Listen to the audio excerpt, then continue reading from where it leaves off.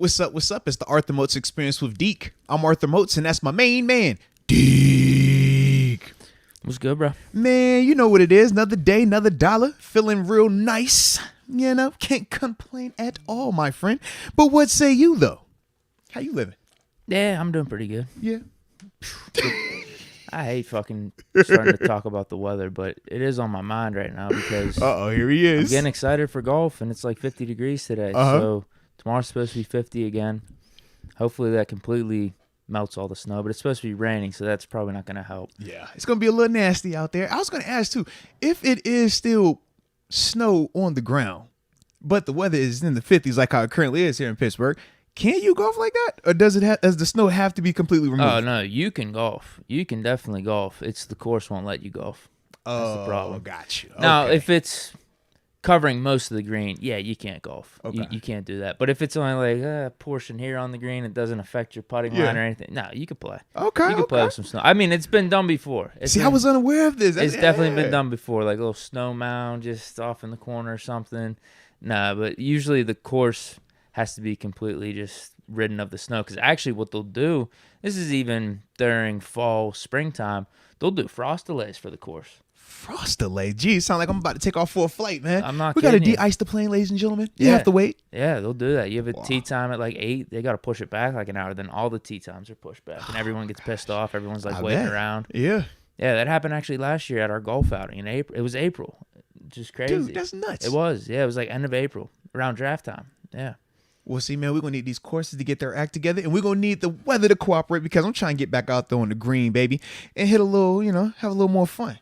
I always return with the party favorites. That way you'll keep me along as well, So all good.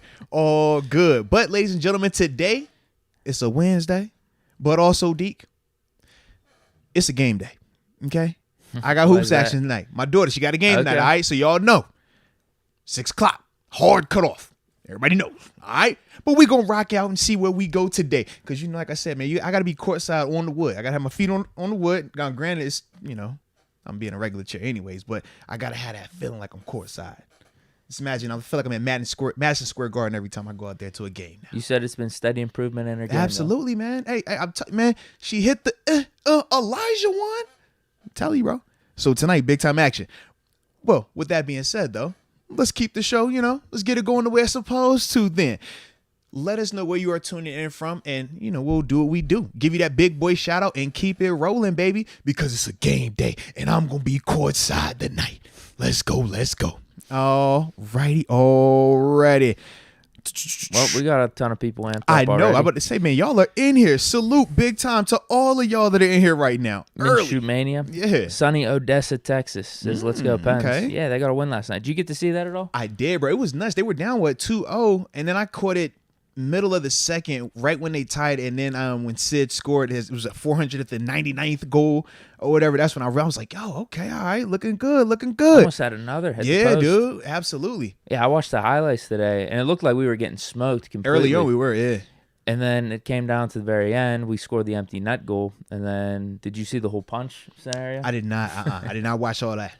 Marshawn, yeah, he just sucker punches Jari. It's like stupid. Well, no. It's like yeah, because stupid. they would say he's the little dude. Yeah, he was trying to be tough out there. It's like really stupid. Yeah. It's almost like NFL players punching each other Correct, with the helmet on. Because he got, There's no way it hurt Jari. It looked like a really soft punch. Yeah. And then he goes around and the ref's like holding him back, and he tries to like dangle his stick in front of Jari and like hit him with the stick on his helmet. So it was weird. People were saying like 10-game suspension. I don't know. I think that's low. Dude, it's hockey. Literally, they fight in hockey. They have a segment of it where you could just drop the gloves and fight people. I just think think it should be like 2 games. But I don't think we don't see a lot of people going at goalies. That's the thing. True. Too. Yeah, like, maybe goalies. You're not allowed. Think about it, you're not allowed to like breathe on the goalie too hard. Everybody gets up and start pushing and stuff like that. So I just think that's probably like the mindset with it. But I'm not 10 games for that. Nah, that's weak sauce for 10 games for that, man. It was. Yeah, I was laughing about it. I'm like, come on, this is nothing.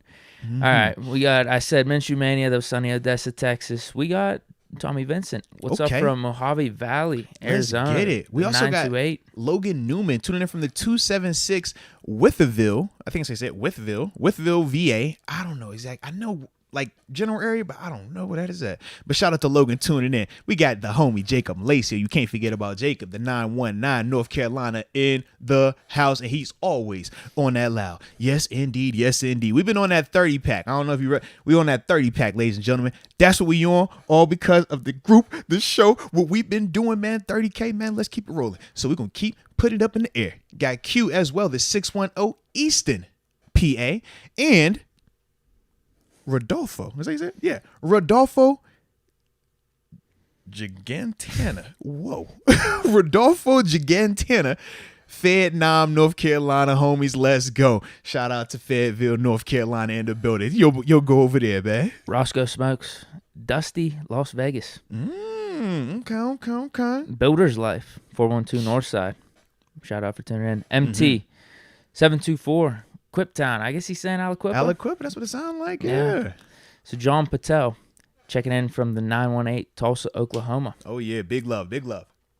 Jared Kraft, 614 Columbus. Says get Riddick in there.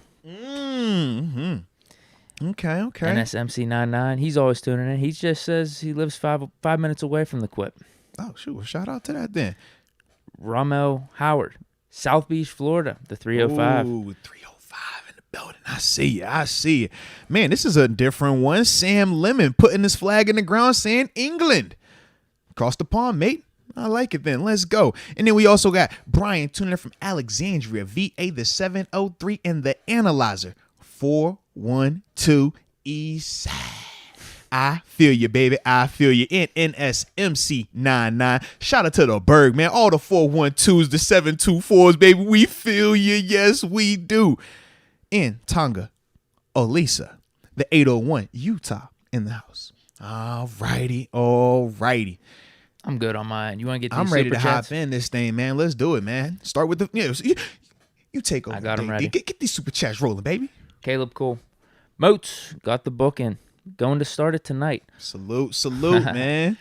Also got some F-bombs from Deke this morning, tuning in from Fort Worth, Texas. Deke dropped the F-bomb 30 seconds into the intro today. I don't know if y'all... Bro, you was like, I don't want to talk about this effing weather, but... What, are you serious? So serious. I was like, oh, all right, Deke, let's get it. Oh, damn, did I? I might have. It's the carryover. It's all love, man. That was early. Yeah. I was like, ooh, first 30 seconds, you already dropping that, Deke? We can't even hide that one, Lord. I hate talking about the weather, but with no football anymore, this is what I got to look forward to in the offseason, golf, and I'm excited for it. I can respect I'm expecting that, man. some pretty low scores this season. I can respect I was that, the man. guy. Now, in our friend group, I mentioned this. We're out at a bar. I said, you guys all know I was the guy last year, right? Uh-oh. You know, you got your staple, like 5, 6, 7, or 8 people like you always go with. Now, obviously, you can only do foursomes when you play golf. Right. Some people are out of town, whatever it is. But I said, you know, I was the guy out of all of us. Yeah. And they were like, no, you weren't the guy. And it's funny, though, as we break it down more and more, my friends that golfed with me said to my other friend that was with us at the bar that doesn't golf, they were like, you know, if I did have a shot, like last hole, I needed to get on the green or I need someone to clutch up, I would have picked Deke based off his play last year. We were like, you know what? He's the guy. How is that not the guy? Do you explain the guy in any other way? That's the guy. Last shot, I need it. Put it on the line. If that's the guy I'm going with, that's the guy. I played good last year. Yo, okay. I like that then, man. I played terrible the season before. I probably was the worst out of the group. So I need to. So you were the guy and then you were not the guy. Oh, I was the worst. Okay. I was probably getting high too much on the court. I think that's what really affected. I'm not lying to you. But see, that's so weird to me because I hear people say that helps them at times because it like relax them. Yeah. High doesn't because I lose my feel when I'm high. I lose my feel. Drunk, it's cool because you start letting loose a little bit. Yeah. But I still feel like I got the feeling for the shot. When I'm high, I don't. I'm just like loose. I'm just whatever. Interesting, man. No joke. Interesting. I've only played good high once, I think. One time. Okay. But yeah, I dropped some F-bomb this morning playing Madden, dude. That was pretty. I actually played good. I played good this morning on Twitch stream. We got a new Najee Harris card at receiver. Okay. He's good. Receiver. He's good. He probably is the best receiver on the team right now. Huh? I'm not kidding you. Who's on your roster right now, receiver? Well, we got Plex. Okay. Shout out to the crib, 7'5". 96 overall Plex. 97 overall Lynn Swan. Okay. And this Najee's 95. But I'll tell you what, dude, archetypes matter. Yeah. Yeah, how they have the card set up matters. Mhm. I'll put it to you that way. Najee's build, Okay. like Lynn Swan's 5'11". Najee being 6'2", being a bigger body, that helps. It's tough to explain. Like, you'd have to play it because Okay. that kind of stuff matters. And his speed's, I think, pretty much the same as the other receiver. Actually, he's the fastest, too. For some reason, his overall is not as high. I don't know why. Okay. But he's the best receiver on the roster. Right? Like, dude, he was mossing people. Yo, I'm being dead serious. He was mossing I would not people. expect that at all, man. 5 touchdowns in one game. 300 yards, bro. Well, he act like he Marshall Falk in the video I'm not even, game. And saying, I'm man, not even that kidding dog, you, too. It was a 5 close tutties game. receiving? Like, It's not like it sheesh. was some complete scrub squad. Yeah. It came down to it went to overtime. Like, I needed all of those yards. Oh, so he was like going. Yes, that's what I mean. Okay, I can respect it then. I can respect James it. Jeffers. He's saying Tyrod. Uh-oh. For the crab. Let's go. And see, we're looking like, what y'all hearing, man? Because y'all know I'm always down for any Is this Tyrod to Pittsburgh. Is this Kyler Murray I just type of don't news? know if this is new. If this is new information, you know I am even more excited. You don't have to even give me the info. I'm like, oh, Tyrod, bring him on in, man. Maybe Why he's not? just talking about him as the bridge quarterback. I mean, we talked about Josh Rosen. Can we at least talk about Tyrod? I got time for Tyrod if you got time for Tyrod. Do you want to talk about him right now? Why not? Why shouldn't I'm we? sure. You know? Yeah. Now that I think about it, yeah. Veteran in the sense. Inexpensive in the sense. Dual threat ability in the sense. Fits what Matt Canada's looking for in a sense. Pro Bowler as well. You know I was going to throw that in there. Led a team to the postseason before. And he happens to have a unique ability to whoever is backing him up, they're going to become the guy. So you bring in Tyrod this offseason and you draft whatever quarterback you want to draft, whoever you think is going to be your guy, not even that you see on tape, but you just love. Because you know if he's backing up Tyrod goes out there and starts, he's going to play, he's going to do his thing, but something tragic, something weird is going to happen, and it's going to open the door, and then that next guy's going to come in and they're going to thrive. What would So it be I'm in all for it, Pittsburgh? man. What's a Pittsburgh type of thing that would derail Tyrod? He got hurt going down to Permanis. You know, he slipped on. Is he hitting the clubs? No. It would be a Put him Todd on that. Haley I situation. mean, we ain't gonna do him like that. I'm trying to think. What could we have for him? Ah, man. Yeah, we can't say ice if it's early in the season. Right. Maybe he got lost on the Clemente, you know? Yeah, he thought he was supposed to be going this way. He went the other way. He got lost. They locked him up with one of them little, little locks they got on the bridge. Yeah, he got stuck there. And that's what happened. Opened the door for whoever was QB2 just for that particular game. And then, yeah, that You know goes, what it they is? go on there and balls out, You know man. what it is? What is It's it? food poisoning. That's what it would be. Oh, That's what it would be. no. Yeah. He was down. What part of town was he in? I'm going to let you do the slander, not me. Where was he at? Was he Mount Washington? Was he up north? Was he Cranberry? Was he Wexford? Where was he at, man? I got to think right now where he's at in his career. He's trying to eat healthy. So he's probably in Squirrel Hill then. What you think? Yeah, is there any Pittsburgh-specific places out there that's semi-healthy? Yeah, something like that. He's probably in But that's what Squirrel it is. Hill, It's man. food poisoning. He has Yeah. to sit out that game. And whoever we It's the draft flu. as the QB2 goes in there, balls out, and it was like, oh, well, we can't make that switch just yet, you know? And then we'll go from Because you there. would say Permanis. Yeah. But I don't think he's eating at Permanis at I this don't stage think in his he would. career. Yeah. I don't think you're doing that. You're absolutely right, man. You're right. But no, in all seriousness, though, man, the Tyrod conversation, man, I would be for it because he does meet some of the criteria that we're looking for. A guy that has athletic ability, a guy that can throw the ball. Tyrod definitely checks both of those boxes. He can run and he can definitely throw the ball. You talk about leadership. You look at some of the places he's had to go into and, in a sense, turn those franchises around or keep them afloat until the franchise quarterback stepped in. Buffalo, prime example. He was a person that was there, really got them going in the right direction, broke the playoff drought. Then after that, they get in Josh Allen. The rest is history. You think about when he goes to Cleveland. That was on the heels of them having back-to-back just 1 or 0 win seasons. He comes in. Obviously, that offseason was more so the real important part. But then after that, Baker takes over at the beginning of the season, and they go from there.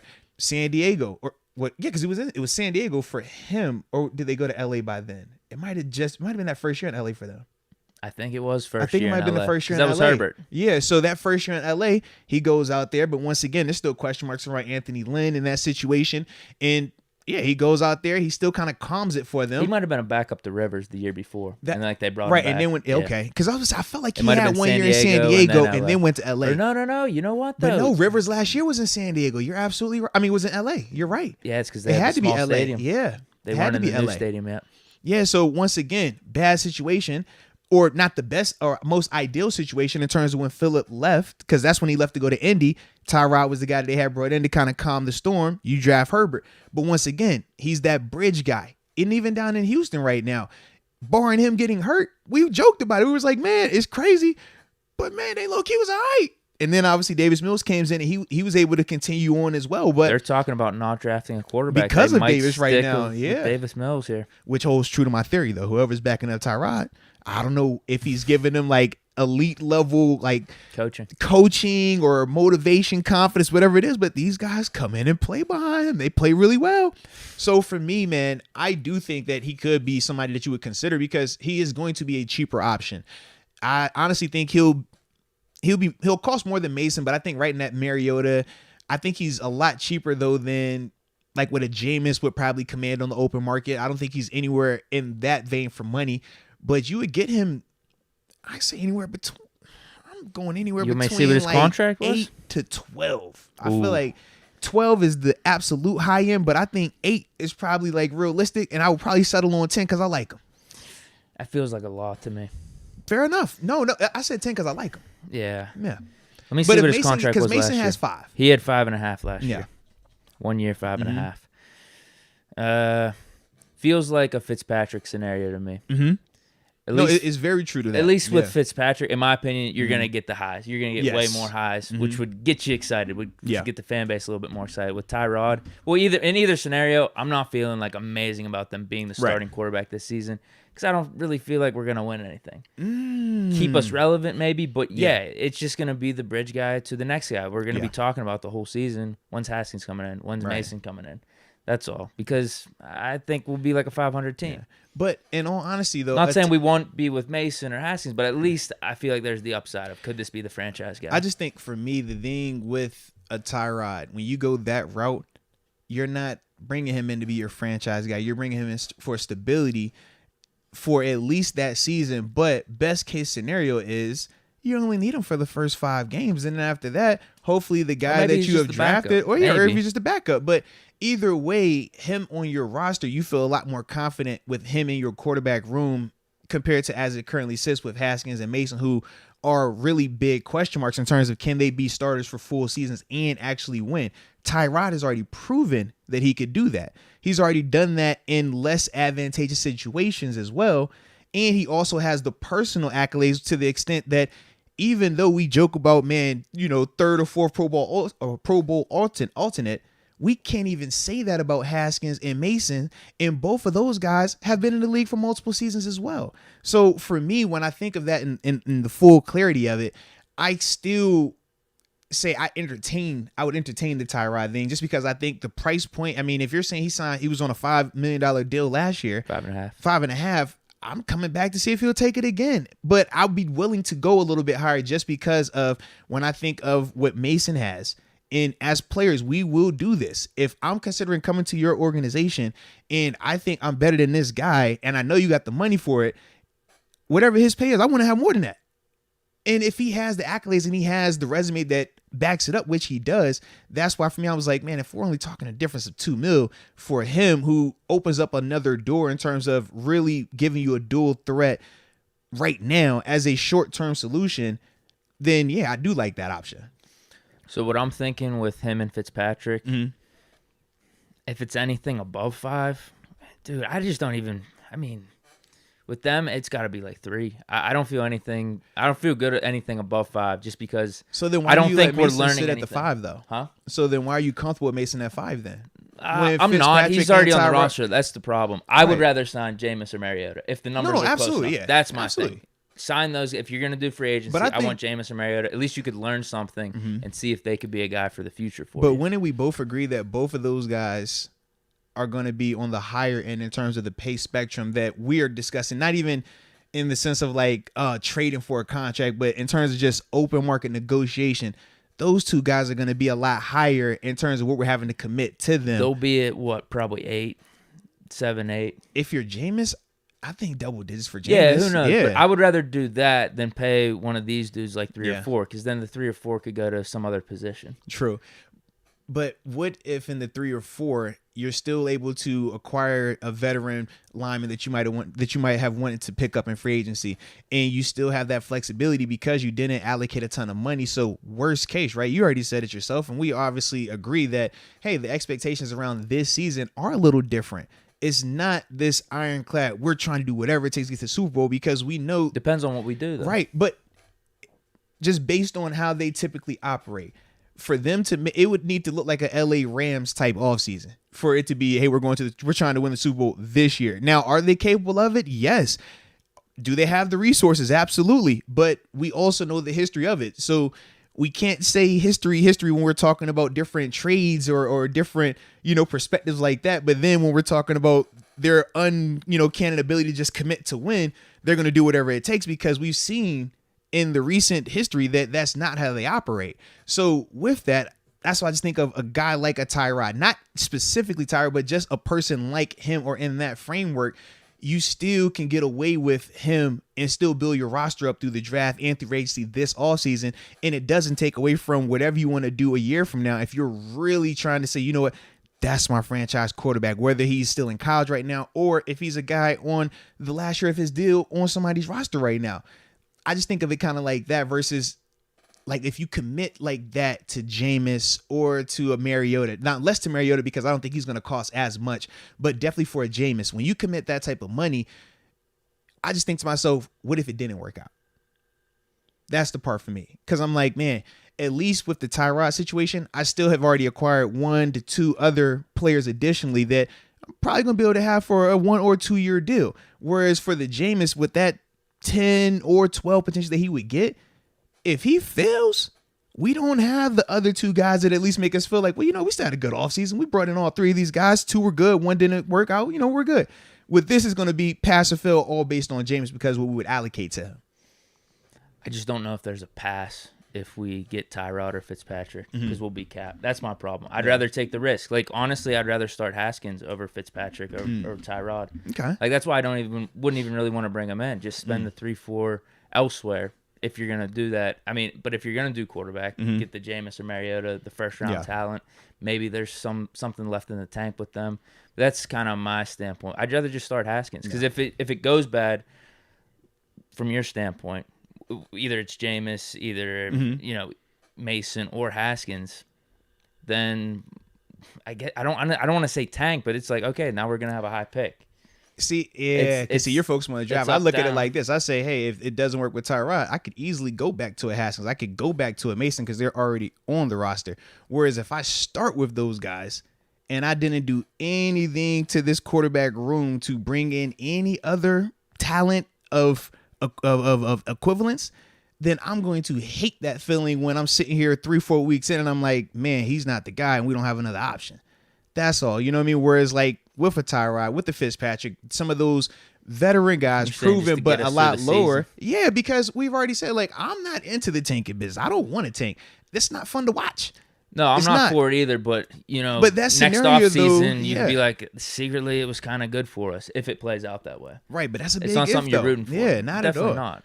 Yeah, and I still feel like we have enough pieces in place that if you maneuver this offseason correctly, you can still be in that conversation. That's how I feel. But I don't feel like that. I feel like you set yourself up a little bit for failure if you just roll into that season with that mindset of, man, we're going to roll with either Haskins or Mason. Whatever happens, happens. If it's great, it's great. But if not, well, hey, man, we just throw the season and build on next year. That's all I'm saying.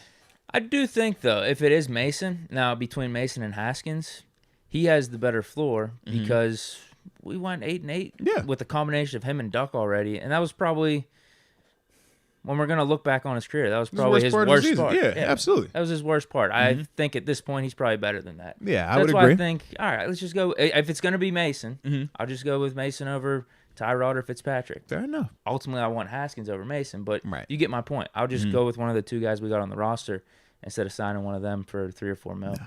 No, I like it, man. Whereas with Jameis or Mariota, they bring a different element. Jameis has proven to be like a top 15 guy when he's good. Mariota's got that speed. Both, top 2 talents in the draft. I mean, super. The talent is I'd be willing to undeniable. take the chance on that. And they've proven to be decent quarterbacks in the NFL. Mariota didn't really have a team around him with the Titans. Yeah. And Jameis, just up and down. But he, obviously with the Saints, he's been able to do a lot better.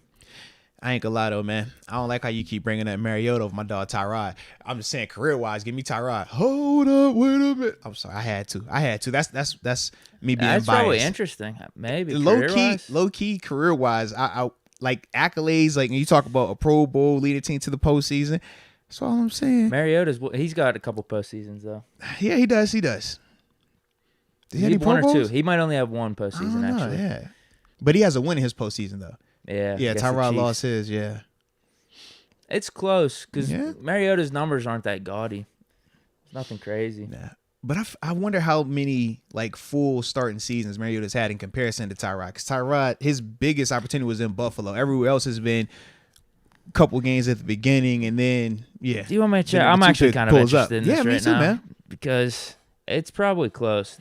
But the reason you're taking Mariota over Tyrod is just the upside. Yeah, absolutely. And the age too. Where's Tyrod at? He's 32 right now. Mariota's probably what, like 28? Hey, first off, why you slandering 32? Is Mariota my age? First off, why you hold on, he's Deke. 28. Hold on, Deke. Hold on, Deke. We might have the same birthday. Deke, chill out, Deke. Why you slandering 32 years old? Is this something against 32 years old? What you trying to say, Deke? No, nothing at all. I'm just asking. You know what I mean? Maybe that's why we're taking sides right here. This is crazy. Oh, I'm picking my generation. You're taking yours. Your generation? Did you just hit me with the? Oh wow! I'm saying Mariota has more picks. Wow. Okay. So Mariota, 13,000 yards. Okay. 77 touchdowns, 45 picks. All right. Tyrod, 10,000 yards, 59 touchdowns, 25 picks. How many games for each? So total games. Do I want to go games started? I'll just go games started because Tyrod's got like 78 games, but only 53 started. So we'll say 53 starts. Mariota's got 61 starts. Oh, so fairly close though. Yeah, well, because he has some of the stuff with Oakland where he's coming in for a snap too. Anyway, so starts is the better metric. So yeah, it is close. It is actually pretty close there. Dude, all right. Rushing stats? Mariota probably has those numbers though. I would think. No, I'm guessing Tyrod. I just saw Mariota's. Because I just feel like Mariota has more design runs, whereas Tyrod was more improvised. Tyrod was a sneaky fantasy player back in the day. All right, ready? Yeah, Tyrod's got more. 2,000 rushing yards, 19 touchdowns. Mariota, 1,500, 13 touchdowns. What's up, man? What's up? Yeah, Tyrod was putting up like 500 on the ground. Shout out to the 30s and up. All my 30 and up crew. Our generation, not these young whippersnappers over here don't know nothing about nothing. Talking about his back crack. He ain't got no back. He just got a gristle. What I tell you, man? Coming at me for being over. What? 32? Deke? What? Who else is looking at quarterbacks? In terms of teams? I'm just wondering about Mariota's market. Put it like this: Broncos, Washington, Commanders, Giants potentially. Who am I forgetting? New Orleans. You got to put them in that mix as well right now. That's 4 off the top of the head. There's probably 5 or 6. You low key might, depending on what Cleveland does with Baker, he might be another option. In terms of another team. Right. Yeah. That's what I'm wondering. How many of these teams are competing for even Mariota? Atlanta could potentially be another one with Matt Ryan. Because I feel like their market might be a little bit better this year than last year. Carolina, aren't they going back to? They're going back to Cam Newton. The reports are saying, but they still got to pay Sam Darnold. If I'm not, because this was his first year down there. Yeah. So and they get. Oh my goodness, yeah. I saw a mock draft that they have them taking Kenny Pickett. It was that ESPN simulator. They're taking Kenny Pickett at 6. They're bringing Cam Newton back for $5 million, and Sam Darnold's on the roster. Sam's still getting paid. No way that like happens. what? There's no way that happens.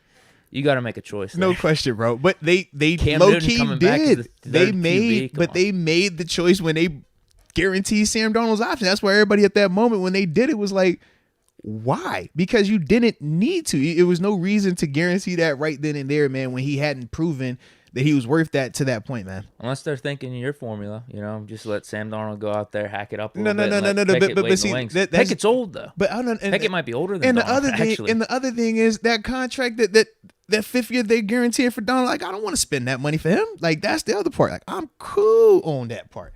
Like, I don't mind it when you're talking about a person that, the pay for them is in that less than $10 million range. It's like, all right, yeah, man, let that guy go out there. Whatever happens. Let the young guy learn behind him.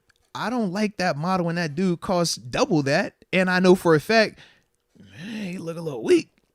Like, that's the part for me where it just didn't make a lot of sense when they made that decision at the time a year ago. So Mariota or any of these free agent quarterback markets right now, I think is a lot better because they're going into it with the chance to start with like 3 or 4 teams. Now, I thought when Mariota 2 years ago was signing a deal with the Raiders, and I think even last year, I don't think that it was as much of an option for some of these free agent quarterbacks. I would agree. Whereas now, like, dude, he might have a legitimate chance. And I was about to say, man, I think the QB market's just down a little bit. Yeah, because I'm trying to think, who were the bigger names last year? Who were the bigger names in last year's free agency? Because Stafford, he was traded before free agency, so it wasn't like that type of move. And the year before that was when it was the Brady, and everybody was waiting for him to sign. And then after that, Rivers left. I think it was really just Fitzpatrick and maybe Mariota last year. Yeah. But then you had all these rookie quarterbacks. That's kind of what messed it up, too. Yeah.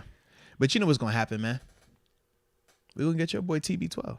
He coming out of retirement. I do think he's coming back. To Pittsburgh. I saw the new interview. Coming to Pittsburgh, right? Well, he's still with the Bucks. So he'll come to Pittsburgh. I don't know about that. Yeah, he can come to Pittsburgh, man. Listen, I'm about us winning, so. How much are you about us winning? How much would we have to give up? Is that what you mean? What if he just wanted a certain jersey number? 12? I don't care. He's got to talk to Terry Bradshaw. What if he switched to 7? Hell no. You can't even talk to me about that? Nope. You can't do that, dude. You can't do that. I was just checking. I just had to see. Just wanted to see. One, you're TB12. No, you can't do that. It would be TB7. No, you can't do that. He was like, come to your trap and take your trap, right? And no, that's I do think he's coming back though. Yeah, coming to Pittsburgh, man. I'm telling you, it's gonna be a year off. He's gonna be bored as hell. He's gonna come back to Pittsburgh, and I'm telling you, man, he gonna become our guy. Yeah. There's gonna be something that sparks him somehow, some way. Mm-hmm. It's like I got to get back out there. I got to prove to them because maybe that's gonna be the talk. There's going to be a talk in the off season, or not the off season. It's going to be during the season. They're going to be talking. I don't know what it is. Yeah. But I think for him, it might even just be himself. Like he's going to talk himself into. Everyone doubts that I can still do this. They think I'm washed. They think I'm not capable. They think that I'm whipped by my wife. Well, all right. Exactly. He gonna start dusting that thing off. He gonna be like, where's that kale at? Let me get some of that kale. Can I get some of that TB12 ice cream as well? Extra avocado, yeah. Mm-hmm. That's how it's gonna be, bro. He's probably already depressed right now. I'm telling you. Mm-hmm. He wants to be back out there. I think it's gonna happen. It might be midway through this season. It might be a Brett Favre situation, but it also could be 2023 after one full season off. But I'm predicting it. I just hope that you root for him the same way that you rooted for 7 when he comes here and he wins another one. Brady. Yeah, man. He's gonna get number 8 here. That's how he's gonna do it. He's gonna get number 8 here while we get 7. We gonna be holding up 7. He's gonna be like. So it's gonna go down, bro. Watch. Messed up. But yeah, I'd be fine with getting Brady. Now, Dust Thunder is wondering, would he still be elite if he were to come, after taking a year off? Brady? Well, yeah, regardless of the motivation behind it, when he returned, would he still be elite? It's Brady, dude. So I wouldn't doubt him. Forever. I wouldn't. I think he could probably go till 50. Dude, he just threw for 5,300 yards and 40-something touchdowns this last year. Yeah. I don't think he was slowing up at all. Not a lot of quarterbacks doing that in their older age, huh? He didn't have a hijack system. I'm sorry. Not everyone gets their offense hijacked like certain people. You're right. I'm with you, bro. That's what happens. I'm with you, man. It happens like that sometimes. I'm sure, man. Definitely sure. Brady had full-on support from everyone. Yeah. Actually, Brady ran things. That's how he should have been here for 7. No, he didn't run things. Be left with. Brady was very complimentary of Byron Leftwich, talking about how he was very impactful, how he does have a very, very a direct hand in some of that stuff and play calling and everything. So I was like, okay, I like that. Brady said that. At least it was a collab, whereas this one was just hijacking. It was terrible. It was hijacking. But I will say this: if Brady comes here, Mm-hmm. you fire Canada immediately. Yeah, there's no Sean. That's because that's the problem. That would be the Just problem. take right a now. round back. Hey, Matt, can we talk real quick? Just round the corner. Shh. Yeah. Don't worry about it. Just come on. Ain't nobody gonna know. No, come on. Yeah.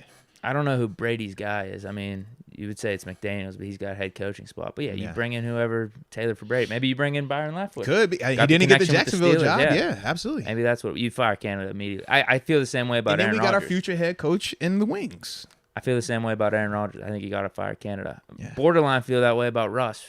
Russ got the kind of the wheels though, and the design runs that he's done up in Seattle. But What if it was Deshaun? Deshaun? Kind of. I mean, kind of. I don't really want Canada around here. I just don't want the man around here.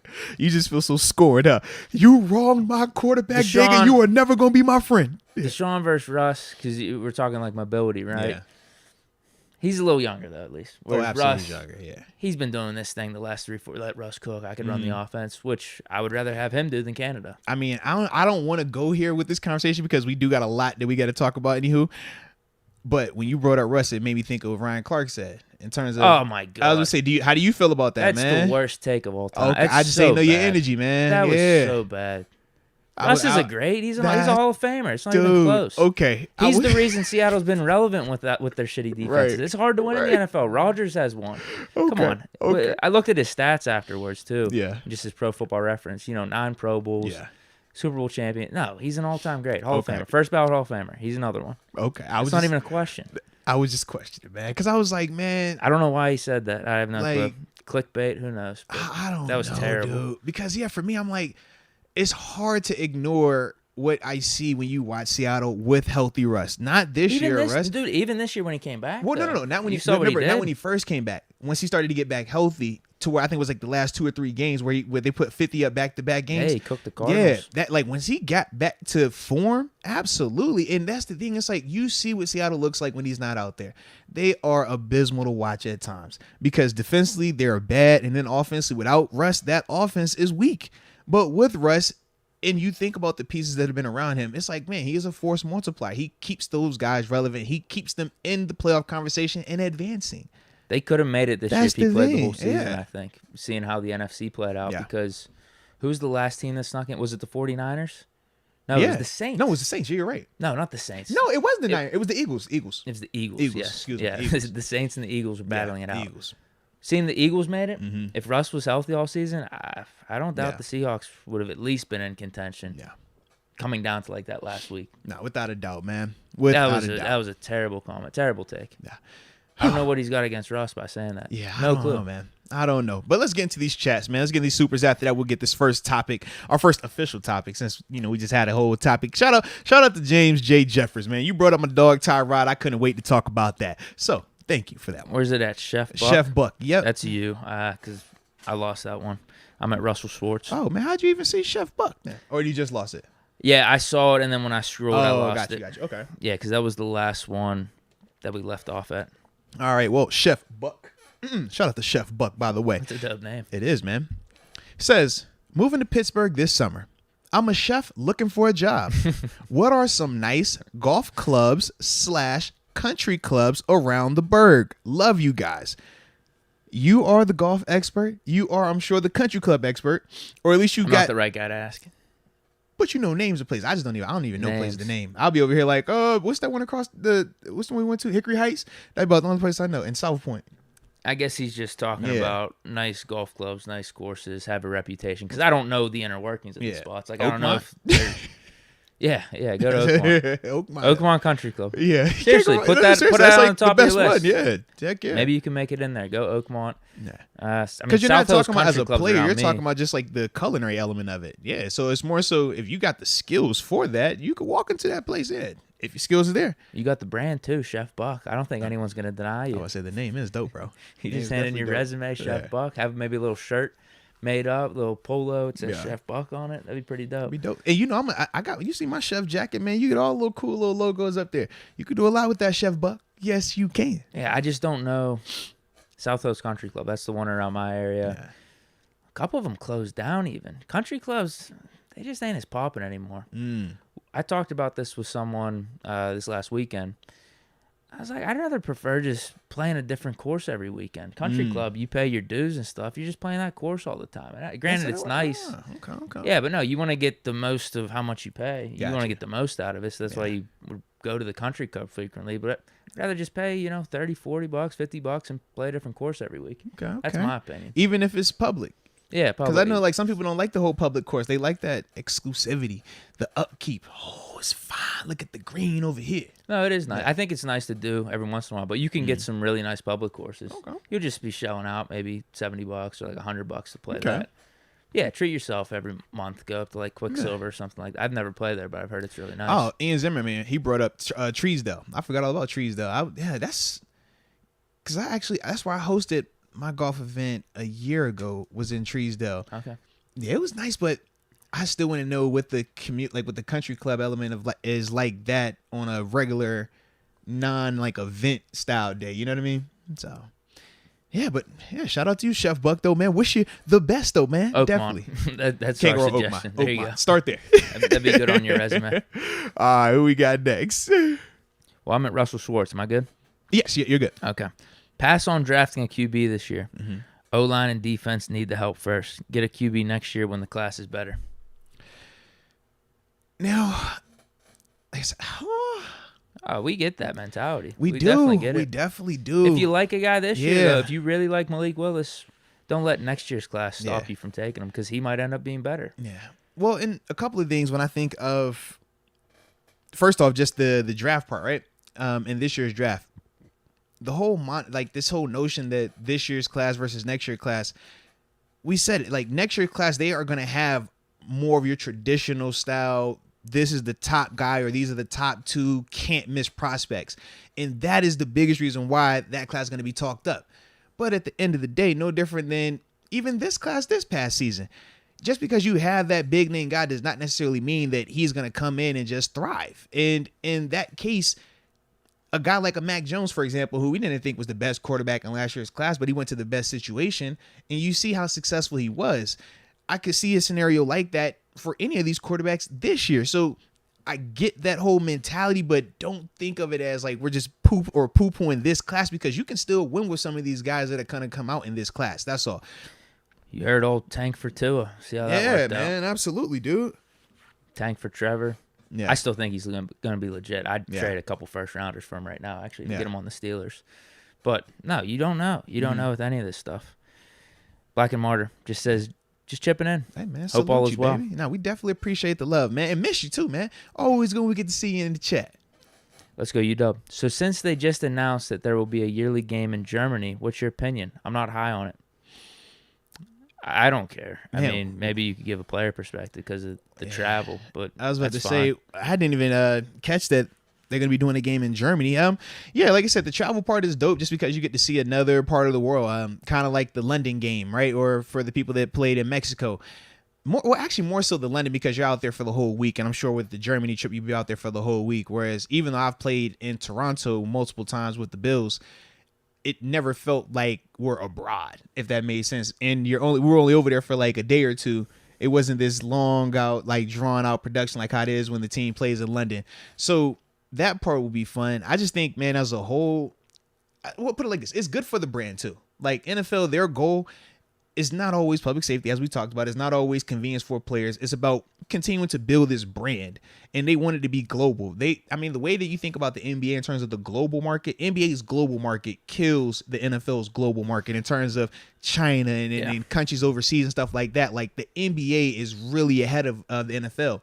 The NFL, they're trying to do that though. So you hear some of these programs, where they're going overseas and just teaching the game. Now playing multiple games in different countries and stuff like that. They want to continue to expand that. So big picture wise, oh yeah, I love it, man. It looks good. As a player, I would be 50-50 on it. Like, it would be dope if I knew, hey man, it's guaranteed I'm out there, secure and all that stuff. Like, dope, not in terms of safety, but just like roster spot. You bring your family out there, you have it's a fun weekend, a week in Germany. That'd be dope.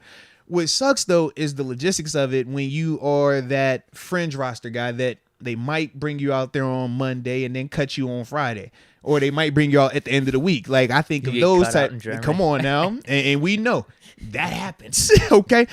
Or they bring you out, oh, man, we're going to fly him out there. Oh, no, we changed our mind, send him back. Like, that's the part for me where I'm like, because I've already heard these horror stories, even with the London situation. And you're just like, bro, that sucks. You know what I mean? So as a player, could you imagine you board that flight, you fly all the way out there, you out there for 2 days just to get turned back around? Nah, we needed you to fill a body for practice this day. Like, come on, man. Like, that's the part for me. I'm just like, yeah, I don't really like that all the way. No. But other than that, man, I think it's a dope concept, though. Minshew Mania, this is in the Super. He just says AB finished TB's career. Oh, man. TB had enough. Oh, when man. he saw AB with the shirt off, it's man. This isn't my NFL anymore. Oh, man. This isn't the NFL I remember. He said, I didn't grow up in this NFL, man. I'm seeing guys doing jumping jacks in the end zone. What is this nonsense? I didn't sign up for this. Sheesh. Does have a point, though. Really Let's good go, point, you actually, dub. Moats, don't bring that energy if the Steelers do sign Brady. Yenzers would ride in the streets. Keep him out. Oh. No, I'd be for signing Brady. I would be. That's all I'm saying. I'm not against it. Yeah, I'm pro winning. The stuff that I had the problem with was obviously last year. Because at this point, Ben's retired. So, like, we have a clean slate. You felt threatened last year, huh? I don't know about threatened. Danger. No, not threatened. I wouldn't say that. Mm-hmm. How do I want to phrase it? You felt danger? You felt a little insecure? No. You felt for the first time in your life, Ben might not be the answer? No. Ben could be beat out in his home spot? How do I want to phrase it? Because I'm talking about people mentioning Rodgers and stuff throughout the season. It's like, come on, we have the guy that's better than Rodgers. And especially during the time of it. Not you talk career-wise. Yes. Well, just enjoy. I know Rodgers had the better season last year, but that's what I was like. And he was coming off the MVP, so it was like career-wise. No, what I'm saying is, you want a franchise guy, you want to help. We got him here. Why are you guys acting? You know what I called all these people? I called them cucks. Yeah, that's what it was, man. It seriously was. You had the guy. You had seven. Like, show some respect. There's something to show some respect. But now that he's officially retired, he's not on the roster anymore. Then we could look anywhere for quarterback. Fair enough, there, as long as we're winning. Even though people didn't believe me, people thought, oh, you're just a benefit. No, I want to win. So far, so good, then. So far, so good. We're going to see, though. We're going to see. Like I said, I'm interested to see, like, when we find that guy. Because right now, it's all speculation. Right now, we don't have that guy. I need to know when we get that guy. Who are you talking about? Just whoever is that guy. And we'll know when we get him. We'll know who he is. Right now, You're saying a trade right now. I'm just saying when that guy shows up and we're like, that's him. That's the new face of the franchise. That's QB1 right there. When that guy shows up, that's when I want to see how you act. Because now it's easy. Right now, we don't have that energy. You know, when people start, because think about this, right? I'm thinking of when Bradshaw was done. I'm sure it was a time where they was like, oh, we never got to worry about that. And then Ben came along. Then Ben started to win. No. And then the Ben conversation got to what? Who's the bigger name in the franchise? Think about that. I'm sure when Bradshaw retired, people were probably saying to themselves, man, I could never think of another quarterback being the face of the Steelers franchise over Terry Bradshaw. No, I think that stuff's way more healthy debate. If anything, I think people that like Bradshaw really like Ben. That's what it is. Okay. The debate between Bradshaw and Ben, I think that's more just healthy debate because they're both two greats here and your personal preference. That's how I view it. I don't think it's like, no, I despise Ben because I love Bradshaw. I view it as more healthy. I'm telling you, the people that love Bradshaw, I think also love Ben. Because no doubt then. Steeler QB. That's the and one was like greater than the other one. One was greater? Mm-hmm. Yeah, I'd say Ben. Oh, I thought you was talking big winning. Huh? Dude, we could get into this. I mean, I don't want to get into this now. I really don't. We're not going to do that. We're going to get to this first topic anywho, all right? Because, we've been in here for, 50 minutes and we ain't even talked about my man just yet. So, you ready? Oh, yeah. What do we got? I ain't want to mess with you today. We got to talk about the Steelers interviewing Louis Riddick, man. He is the new talk right now. Well, obviously, this is before we had some even more information that came up today as well. But reports, I think it was with Ian Rappaport, Jerry Dulac, I think I saw his name attached to it as well, that the Steelers were planning to interview Louis Riddick. Louis Riddick, most people know Louis Riddick, but we'll give him a little breakdown of him. He's currently been serving in a role as an ESPN analyst. He's been doing Monday Night Football, but dating back to 2013 was his last year in the NFL as an executive. He was the director of pro personnel for the Philadelphia Eagles. He also served in that exact same role with the Washington Commanders, formerly known as whatever we want to call them. But he's been a director of pro personnel in 2 spots. He's been an assistant director of pro personnel in 2 spots as well. And he also played in the NFL for 8 years, graduated from Pitt, was a running back. So a lot of, history and all these other things to attach to his name in this situation right here. But I guess just first, your initial reaction to it, man. Do you like the fact that they were interviewing him? And, how do you feel about it? Oh, yeah. Many reasons to it.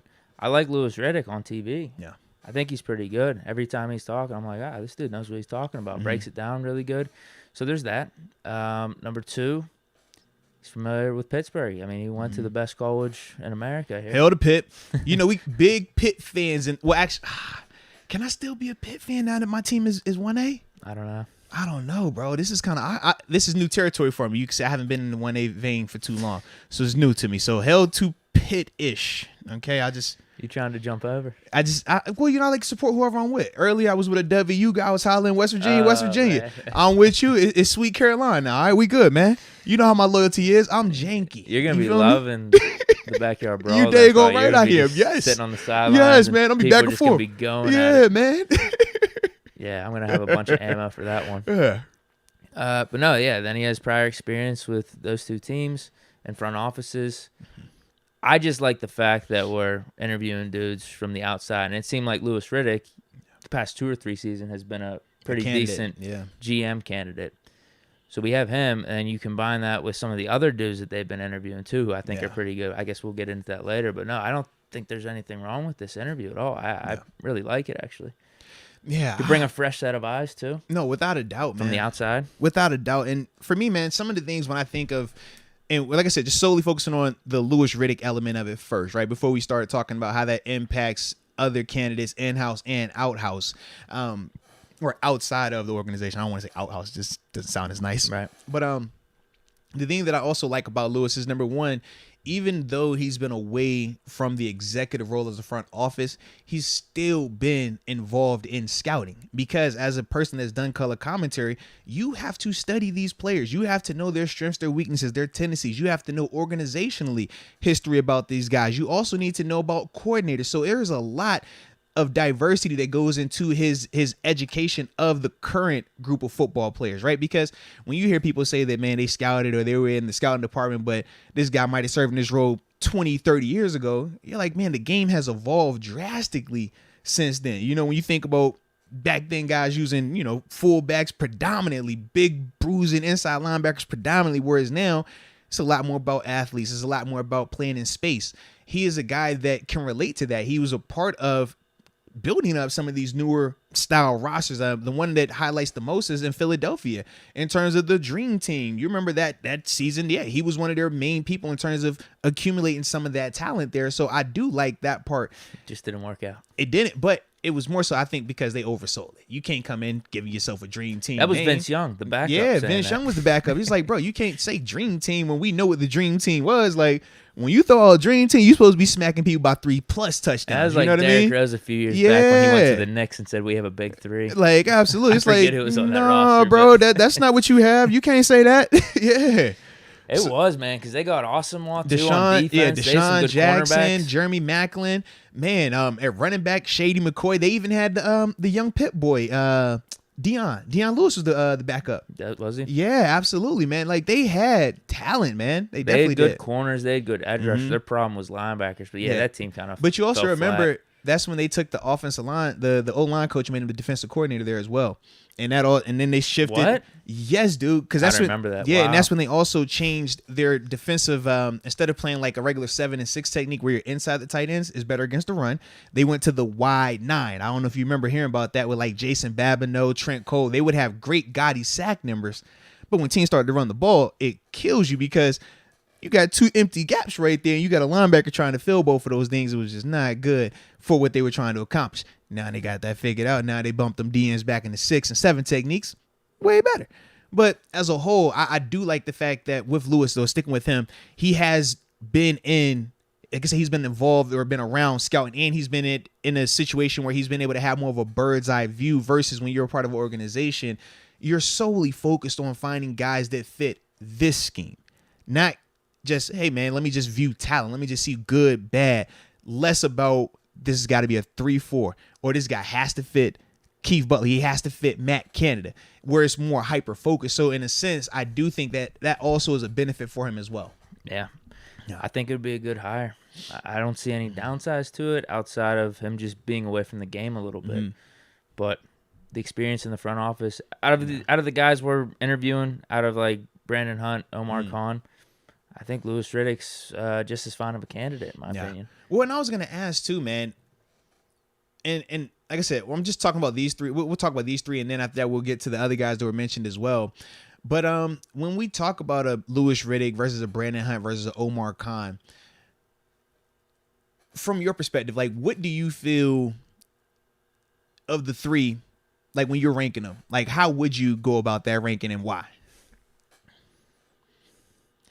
I just feel T1 right now for all of them. It doesn't really matter to me. Okay.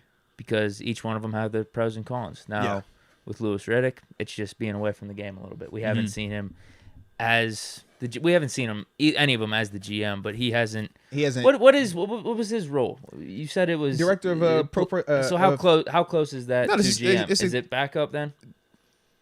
In theory, is it like yes. Brandon Hunt's spot right yes, now? he's Brandon Hunt. He was Brandon Hunt for Washington and for Philadelphia. Okay, yeah. So for him then, his pro is the fresh set of eyes, has the same experience as like Brandon Hunt and Omar Khan in the front offices, and then with Brandon Hunt, he's more the scout. Not as much the numbers guy. Omar Khan, numbers guy, not as much the scout. But all three of them are deserving of a candidacy for a GM spot. You're seeing them do interviews. Louis Riddick a couple years back, various teams, and then you're seeing with Omar Khan, Brandon Hunt.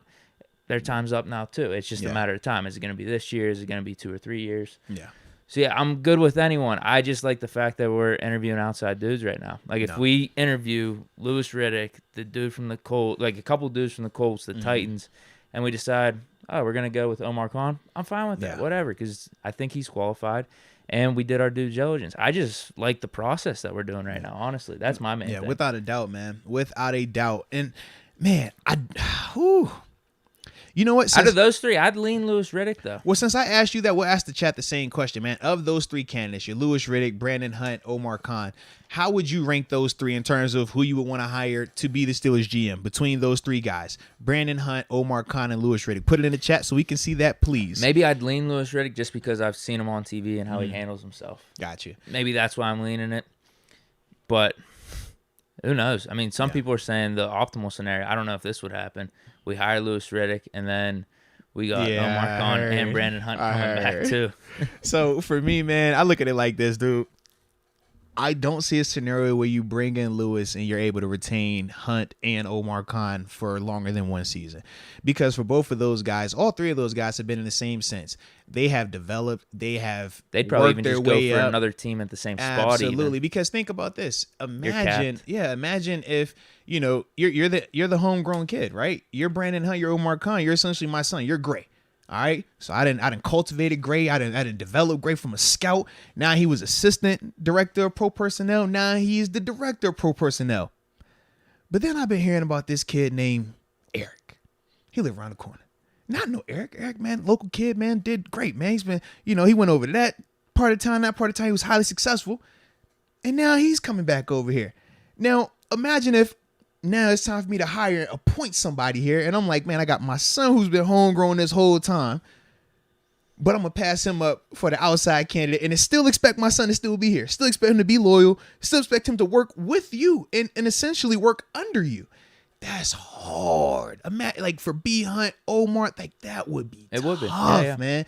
So that's my only, like, the biggest reason why I just don't see a scenario where we can keep all three. I'm with you. Yeah. And even when we talked about trying to make the weird titles, right? Oh, he's the or assistant, or he focuses on this, and we give him a nice increase pay-wise. We said the negative of that is, when they go to leave this organization to officially become a GM somewhere, they're not going to be able to talk about this brother-in-law situation where, hey, even though this was my title, I still was doing this, but this is my title. No, that's not how it works. They're going to look and say, what was your title there?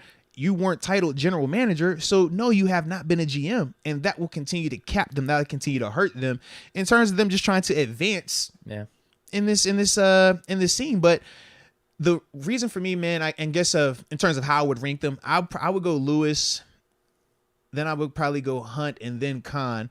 The reason I rank it like that is for Lewis. I think that he's ahead of both of those guys because he's been in this process a year or two before those guys. He was the first guy going around doing the whole interview process, trying to get into the GM spot. That's a big reason why he even went to TV, because when he kept getting passed up on, it's just like, man, there's nothing here for him. So he did the TV thing with hopes that it would come back around.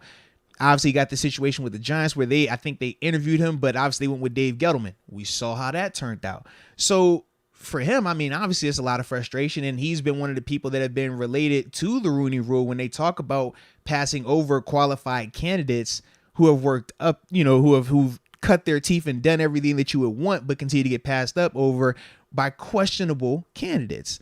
So for me, I lean him because I say, man, you're a year or two ahead in this process. Whereas Omar started getting these interviews, a year, maybe 2 years ago. And then Hunt really, I think he had one last year, but this is like his first real year of feeling that. Yeah. So that's why for me, I lean Lewis first. But the reason I have Hunt number 2 instead of Omar, even though Omar has a little bit more experience in this vein, is because Hunt is a football guy in terms of he understands how to view talent. He understands how to scout. And I think that is critical. But the reason I slightly like Lewis a little bit more as a scout than I do Hunt is because Lewis also has playing experience at the NFL level. And when you hear Louis Riddick talk, the reason why it's kind of like divided a little bit with him in terms of his commentary style, he speaks football at an extremely high level. He speaks it, like doctorate level football speak. I love it. That's the language that I like to speak in.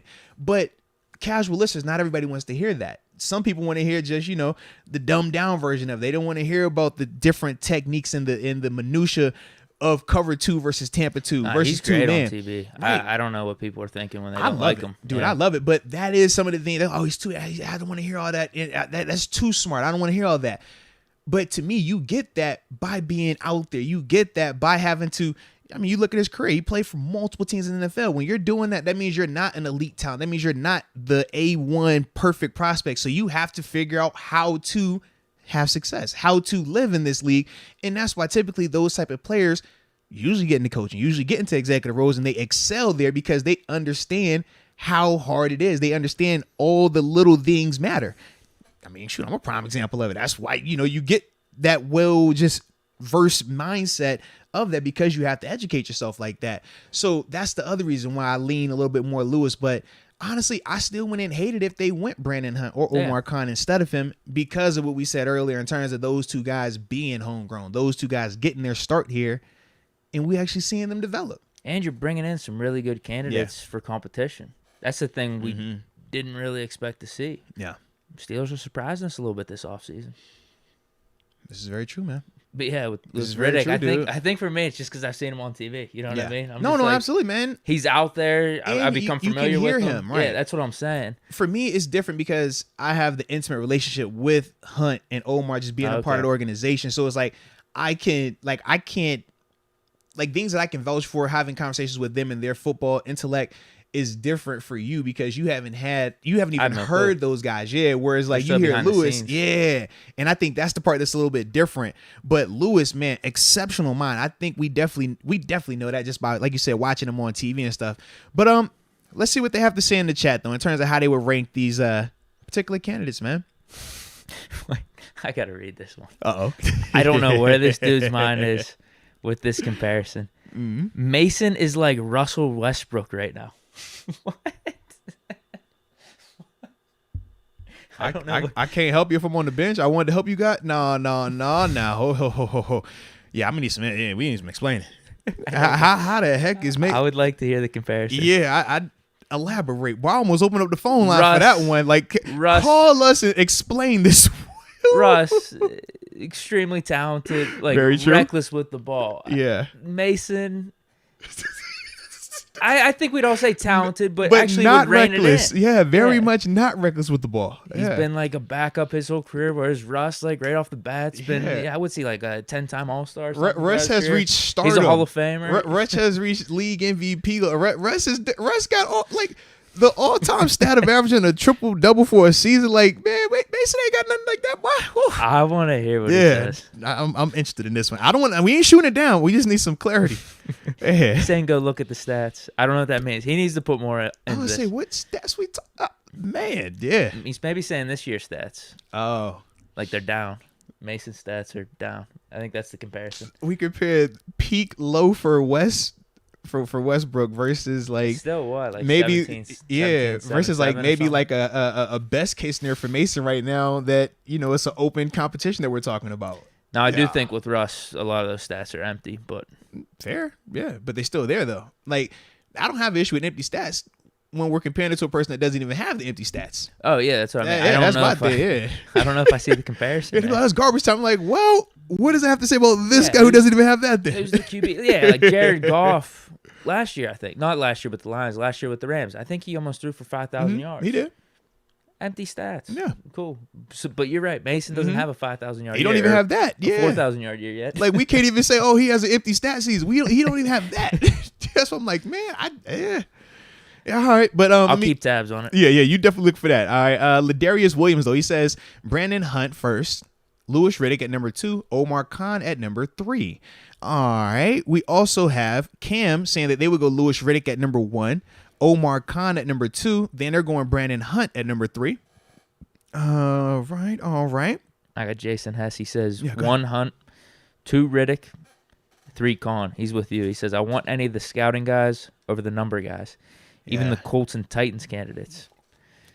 Dude, the Colts and Titans candidates were good calls. Mm-hmm. How they built their teams over the past few years, they've exceeded expectations. The Colts' problem was the quarterback, but they have an awesome team around them. And then the Titans to be relevant. that Colts team, yeah, For the Titans to just be relevant over these past 3 or 4 years is amazing to me. After the Mariota era, Tannehill building up a roster around him, Derrick Henry situation where he's going off. I mean, those are 2 that I really like. Now, without a doubt, man. Without a doubt. All right. We also had Tony Carlson. He says Brandon Hunt at number 1, Louis Riddick at number 2, Omar Khan at 3. Oh, but here we go. We got 2 right here back to back. Tony Carlson and the Cookie Monster both.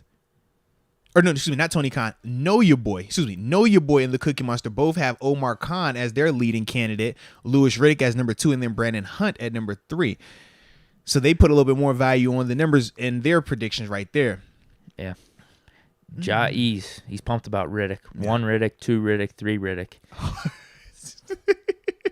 I can dig it there, man. Mason, the franchise, even says 1 Riddick, 2 Riddick, 3 Riddick. Someone else has Khan at 1. Colton Hardy, he says Khan 1, Riddick 2, and then Hunt at 3. Okay. And I see the people calling for the poll. So you know what? We ain't gave them the poll a minute. Let's give them the poll. This is for Just the the 3 GM candidates. question. Yeah, just the GM part. Yep. So you keep reading through though in terms of what people are, in terms of how they're ranking them, and we'll go from there. Sajon Patel has an interesting list here. I borderline agree with him. Number 1, Deke. 2, Riddick. 3, Khan. And 4, Hunt. Dude, we'd still have an AJ Green contract if I was GM. Oh Lord, here you go, bro. I already figured, man. We'd have dead cap probably from AD AJ would Green. be here. Martavis would be here. L. Bell would be here. I'm trying to think. Josh Gordon. Nah. You probably cool on Josh. There'd be a mutiny on me. Dez Bryant would be here. Josh Gordon? No, I'd want Josh Gordon. Okay, here. so Josh Gordon would be here Yeah. as well. I'm trying to think who else is on that list, man. Yeah. No, I'm over Dez Bryant. He's too washed right now. Okay. Yeah, we don't want him then. Nah. Over Dez Bryant. But, I mean, right now, this would be a crazy season for me. Crazy offseason for me, at least. Oh, with man, GM. a ton of money, too? Yeah, you lose Ton your of mind money, out here. Quarterback scenario. I'm left and right. One day it's Kyler. Now let's trade for Russ. Let's draft Malik Willis. I'd be all over the place. All right, now I will throw this out there. I might have spelled. I'm gonna just triple check. I think I might have spelled Brandon Hunt name wrong. I don't know if it was an E-N or an O-N. I put O-N. Looks like I spelled that. Don't. Ooh. Oh, I spelled that right? Yeah, boy. I better give me some love there, baby. All right, pull it up. Here we go. Bam. Who would you want? We would have Stephon Gilmore if I was here, though. We definitely would.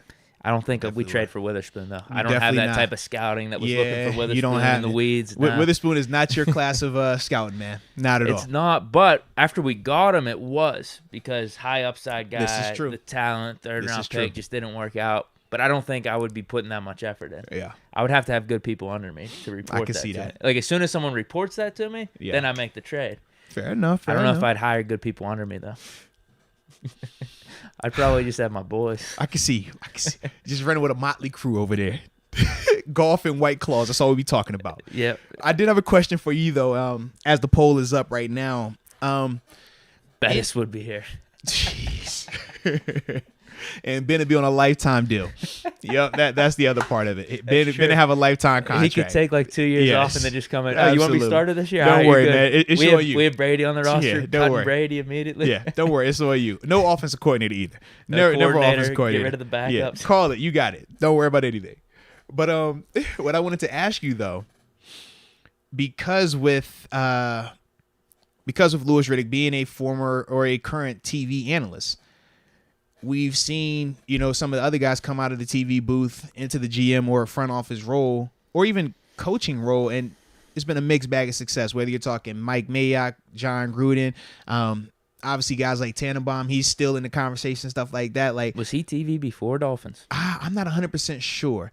Either way, he wasn't a good GM. But just in that vein, do you have any type of reservations or concerns with him being in TV right now? No, I don't, because if Gruden doesn't get the whole scandal going on, I mean, he probably leads the Raiders to the playoffs. Yeah.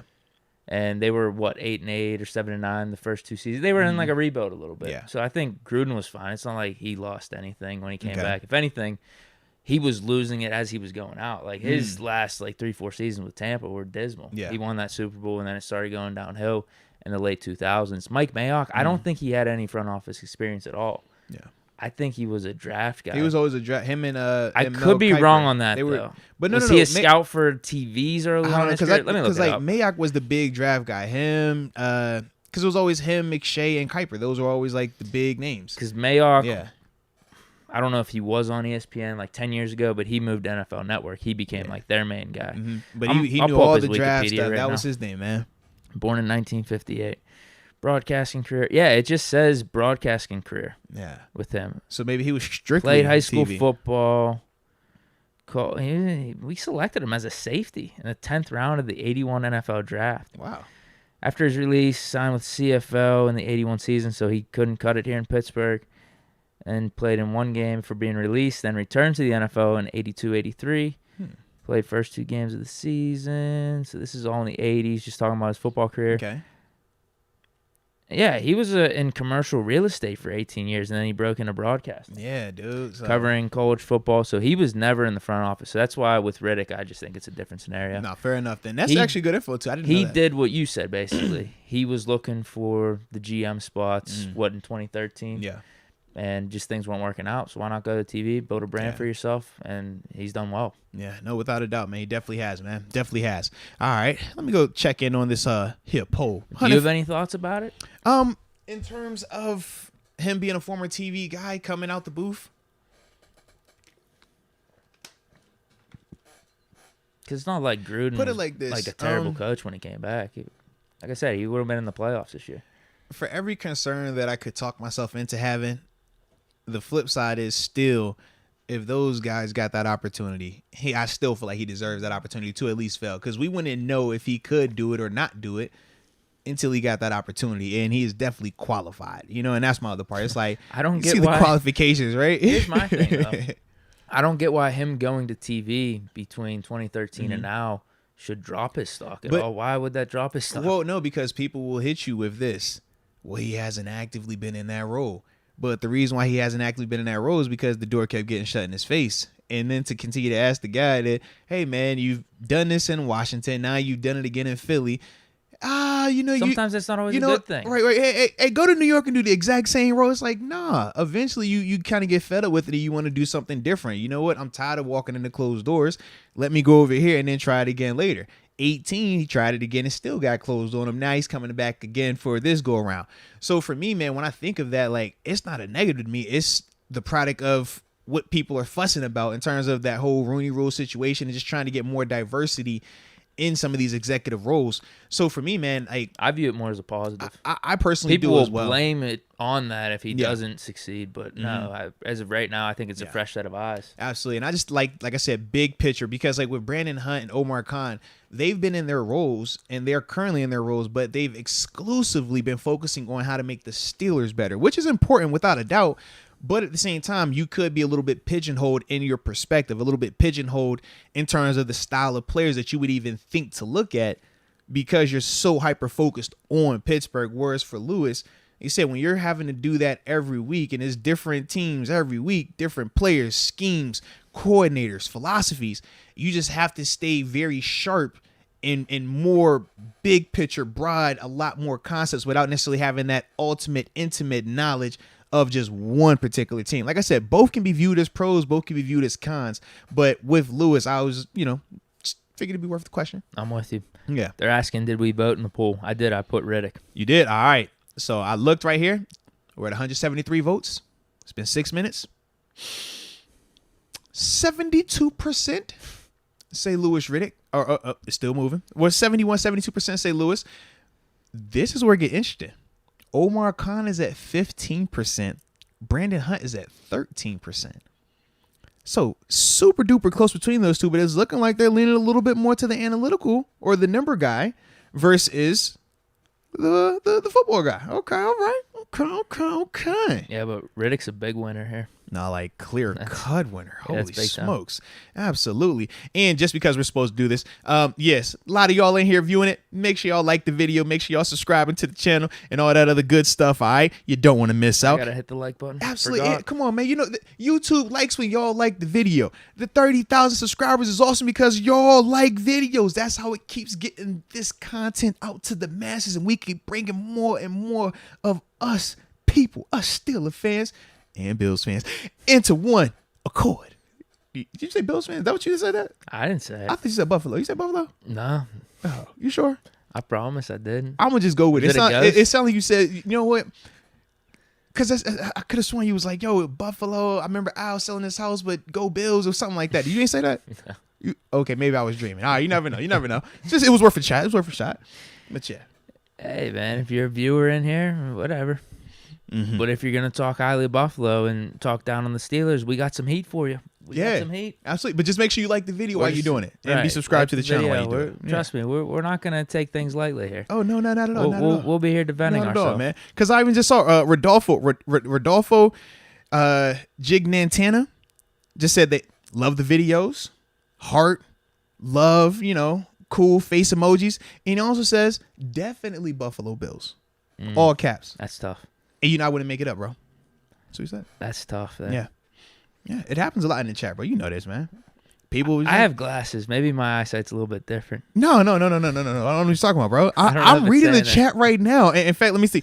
Love it. Man. I told you the heat's coming right now. Mason, the franchise, sure. he gave 2 thumbs up to the Bills. Buffalo see that. People can watch the video. Shout out to Mason. Mason said 2 thumbs up. 2 thumbs up. Okay, all right. Let me see who else in here giving us some Bills love today, man. If you want to help the metrics out, be a part of the views. But hey, man, trust me, it's you're all gonna good. have to take some heat. Wendy Johnson said, I love the blue and red. It says second team. I get it. All right. I'm with it, man. I'm with it. Salute. And Stoogie McLean definitely said we got to mutiny the Steelers if you don't rock with the Bills and the Steelers. It's got to be a package deal. That's what he said, not me. Damn. That's what he said. I can't make it up. What's going on in the chat? I don't know, man. They acting reckless today. It's because it's game day. I'll tell you, man, my daughter got the game tonight. It's a big show. It's a big feeling, man. That's what's going on, though. That's definitely going on, man. Mm-hmm. You saw, you're reading the chat. You saw what they said. They definitely agreed with what I was just saying, man. I'm reading it. Yeah. Leah Warren as well. Leah Warren said this is a Bills / Steelers. I was actually surprised that Leah put Bills first because I like to classify as a Steelers / lowercase Bills because it's like a hint of Bill. Big Steeler. You bring in the Bill. You got blue on right now. Come on, man. Chill out. These are my pitch shorts. Those are Buffalo blue shorts. I know what that color is, man. That's what you said, all right? That's what you said. So, with that being said, we will continue on with today's show. What do we got next? Next, actually, is we need to pay a bill. Can we pay a bill real quick? For sure. Because you know what time it is, man. Hold on. Let me. Can I get these vocals warmed up? Do, re, mi, fa, sol, la. I thought you were going to pull 180. It's going to be Manscaped. Nah, man, I wish. But then actually, I saw the logo. Yeah. I saw the logo. Had to have a logo up there. So when that logo is up there, we know what that means, Deke. We know that means today's episode is brought to you by the amazing people at DraftKings Sportsbook. The NFL's official sports betting partner. Yes, indeed. Safe, secure, and reliable. And ladies and gentlemen, for the big game this weekend, they have something awesome going on, ladies. Yes. I'm talking about a super duper 56-1 odds on the big game. You bet $5, you'll win up to $280 in free bets. All you have to do is pick either the team from LA and they win, or the team from Cincinnati and they win. It is that simple. But, Deke, you got to use the promo code. And the promo code is Moats. It is that simple. MOATS. You use that promo code, you put that bet in there, and you win it on the big game. Poo-wee. Then after that, man, you listen to our advice and make you some more money. I'm excited for when you some of repurpose these that props money for the big game. Absolutely. So that's how it's going to be. And shout out to DraftKings. But we also know this. When you're making money or attempting to make money, sometimes that quest can be a little tough.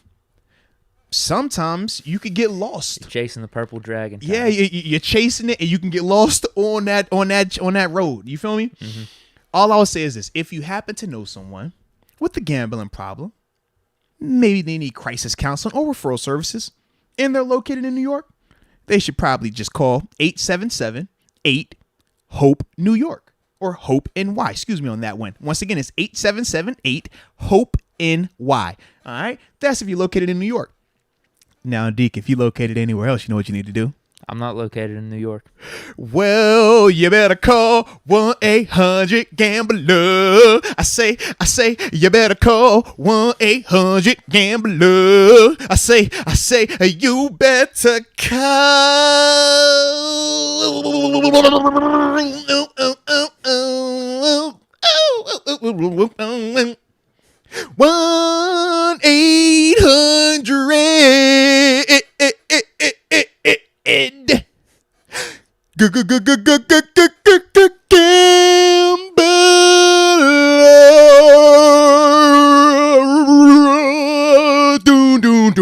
1-800-GAMBLER.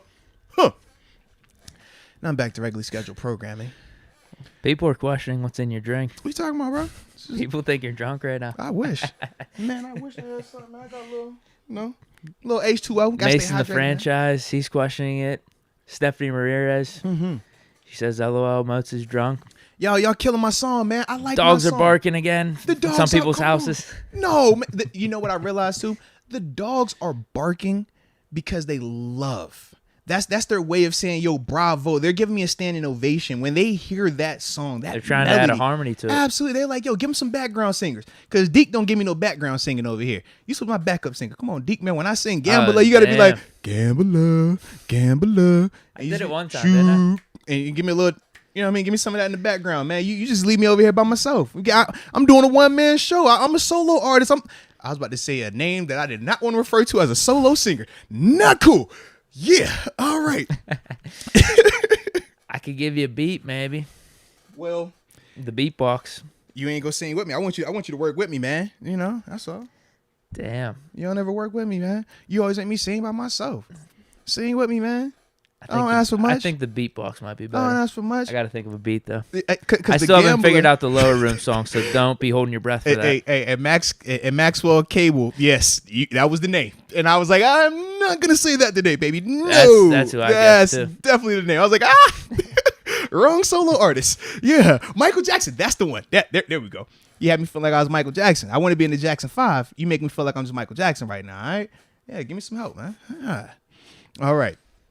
The analyzer. Nobody says that name. Yes, nobody. I ain't gonna lie. I was in the crib the other day, and me and wife, we had the kids, was making pieces. It was fun, and I like to play music. And I was in the middle of playing like 2000s music. So you got your Cassidy out there, and I'm like, okay. And the song came on, Hotel. And I was like, oh. And the beat dropped. And then the lyric dropped, and I'm like, you want to come to? And I said, oh no. See, babe, I can't sing this. We just felt real guilty about it. I had to change the song. It was bad. And you all guess what came on next. the remix to Ignition. Lord have mercy. I had to change the whole station, bro. I said, you know what? I'm turning off these 2000 songs. Give me some reggae. Like, just take us to a whole nother place. Because, yeah, man, I was in the crib, like, about to turn up. Like, it's the remix to... Nope. No. Can't do it, baby. Can't do it. So, yeah, man. What do we got next right. on the docket? We got any super chats? Just Butcher Bergen. Looks like he's showing a little... I don't got anything. Okay, yeah. I'm about to say Butcher Bergen, Zofo11. Just showing a little love. So, big time salute to you for that, man. We greatly appreciate you. All right. So, let's get to the next topic on today's docket. Boom. Got to talk a little wide receiver hire, man. We, the Pittsburgh Steelers did hire I think that's how you say his name, Frisman Jackson. Is it Frisman, not Frisman? Or Frisman, could be Frisman. Oh, I'm just making. I don't know. I was gonna say, say, bro, I haven't heard his name said. I'm trying to figure out how to say it. Is it Frisman or is it Frisman? I don't know. I'm guessing Frisman. You can say Frisman. I'm cool with Frisman. Man, you got me over here messing it up all of a sudden now. I've been thinking about his name all day. You didn't hear anything on the radio? That's why I assumed you would know. Because I didn't get a chance to because I was on air.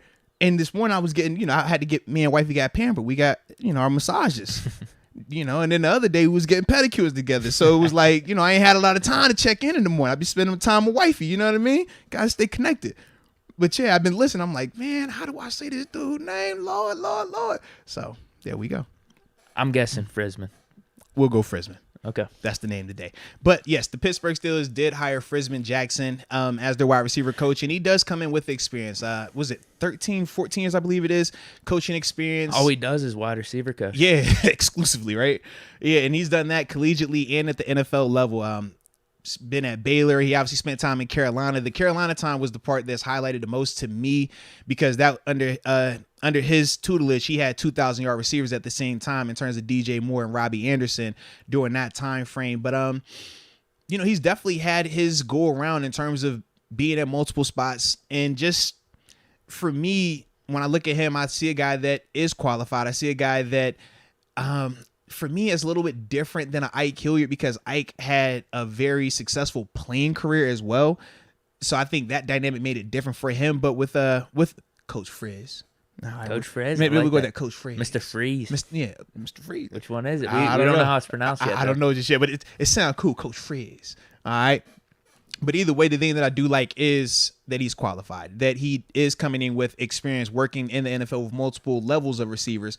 Because when I think of the two guys that we currently have here, Diontae Johnson and Chase Claypool, very similar to, maybe not in terms of productivity, but in terms of what we think they could become in terms of talent-wise, the DJ Moore and Robbie Anderson situation where he had both of those guys, 1,000-yard receivers at the same exact time. We have two receivers that could definitely do that. I mean, and some can make the case they should have done that this year. Yeah. So with that, I do like that part because we've seen the experience and we've already seen him be productive in terms of cultivating some of that talent. I'm with it. I'm keeping Hilliard, getting rid of Hilliard, bringing this guy in. Mm-hmm. Based off last season, does any of it matter that much? If you got a chance to make an upgrade or you think this guy's like a wide receiver coach guru, do it because Claypool, as you mentioned, he should have made a step last year. Yeah. I don't know how much you could put it on these wide receiver coaches, though, at times. Yeah. Because even with DJ Moore, like he had a 1,000-yard year before Coach Frizz even got down. Correct. Mm-hmm. Robbie Anderson, he's been around 800-900 yards. So how much did he really help him? Mm-hmm. If we want to point to him doing that, I'm fine with it. With Hilliard at the helm last year, I'll just say the wide receiver talent was not up to par. The wide receiver production was not up to par with what we thought it should have been. So bringing in a new dude, here's why he was brought in, though. Do you want the real reason? Talk about it. Let's go. He's connected with Canada. I know. He was the wide receiver coach for him in a couple spots. So that's why he's really brought in. But I'll also say this. Here's my point. Are we saying last year with our receivers, Hilliard, oh, man, he's the reason Diontae had some of those drops. He's the reason like Claypool didn't develop. Well, I would ask you this then. When we talk about O-lineman underperforming, I'm sure you were hollering about Adrian Clem. Were you not? Not until we released him. To be honest with you, like he wasn't even on my mind. All right, well, for you, maybe not. But a lot of people were hollering Adrian Clem's name. They weren't necessarily always focusing on specific players. It was like, man, whoth the coach? We need Mike Munchak. Right. That's what people say. So I do feel like that part does matter, right? But going back to what you said about him in Carolina, the thing that, well, and I'll talk about our receivers here first, just to get that part done. I will say that for Ike, yeah, I think that the receiving group took a step back because, number one, Diontae still had the drop issues. This is 2 years in a row. Granted, they weren't as prevalent for the majority of the season, but towards the end, they definitely came back, and they definitely were an issue. When we think of Chase Claypool, do you feel like Chase took a significant jump this year compared to last year? Here's my point. Like, there's got to be player responsibility. No. That's all. Without a doubt, it definitely is. But all I'm saying is when we're talking about the specifics of development, and we can point to tangible things like drops. Right, we can point to tangible things like Chase Claypool's route tree, for example. Do we feel like he's developed further than a vertical, a slant, and a jet sweep or a bubble? Like, we know, or the little screen, like that's his route tree right now. To me, that part does fall a little bit on coaching.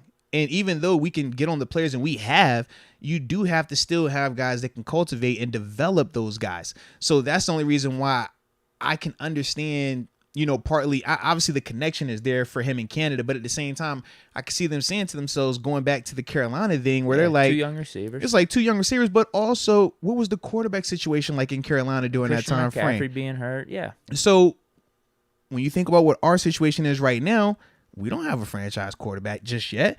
We know that our roster could be a little bit in flux offensively. So when you have a guy that has already dealt with a situation like this, but yet you still saw his receivers, they didn't take a step back.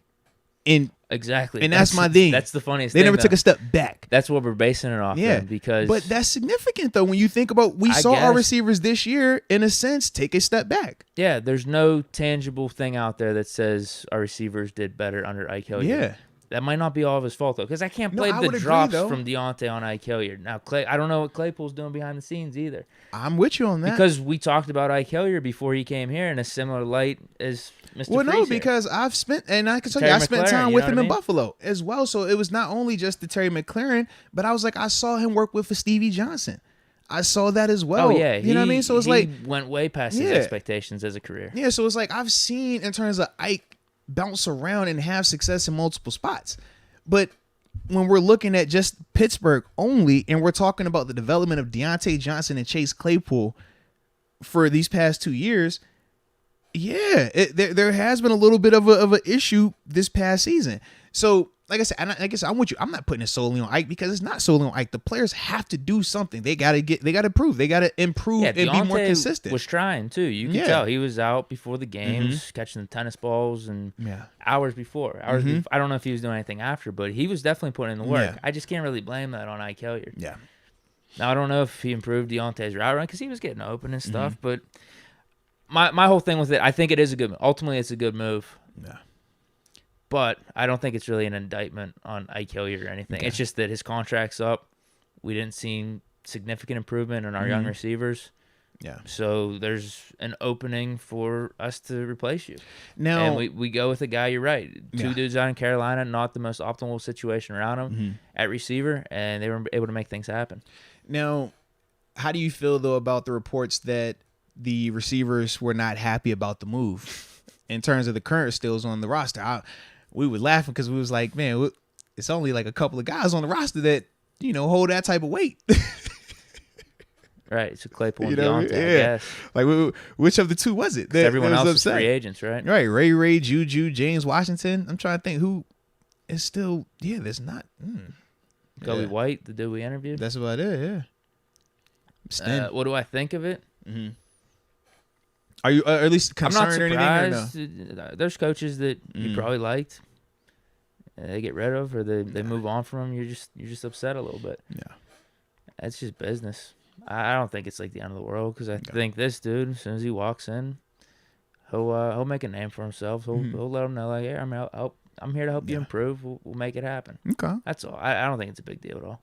Okay, yeah, I was agreeing. I don't really think it is either. We all get pissed when, that coach that you either really wanted to be there gets gone, or sometimes you get happy when the coach that you didn't want to be there gets fired. I've been on that train as well. I'm like, yes, got him. You know what I mean? It happens. But at the end of the day, then man, you get a coach you like, but maybe he's not as good of a coach. No, absolutely. But at the end of the day, man, once those guys get in there and it's day one, like football season, like we're all in here to work to get better, to win a championship, all of those feelings go out the window, and it becomes we're singularly focused. And then from there, it's an audition.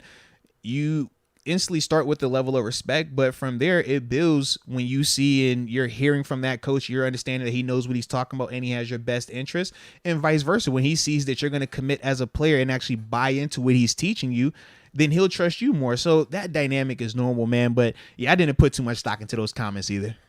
So two things is he's been a solid receiver coach. Mm-hmm. We see his resume, but also I think a main part of him being here with Hilliard's contract being up. It's not like we fired him or anything. Right. Contract's up. You know, but Steelers don't fire coaches. You know how we do. We don't fire true. We would never fire a coach. That is not the Steeler way. Deke, come on now. True.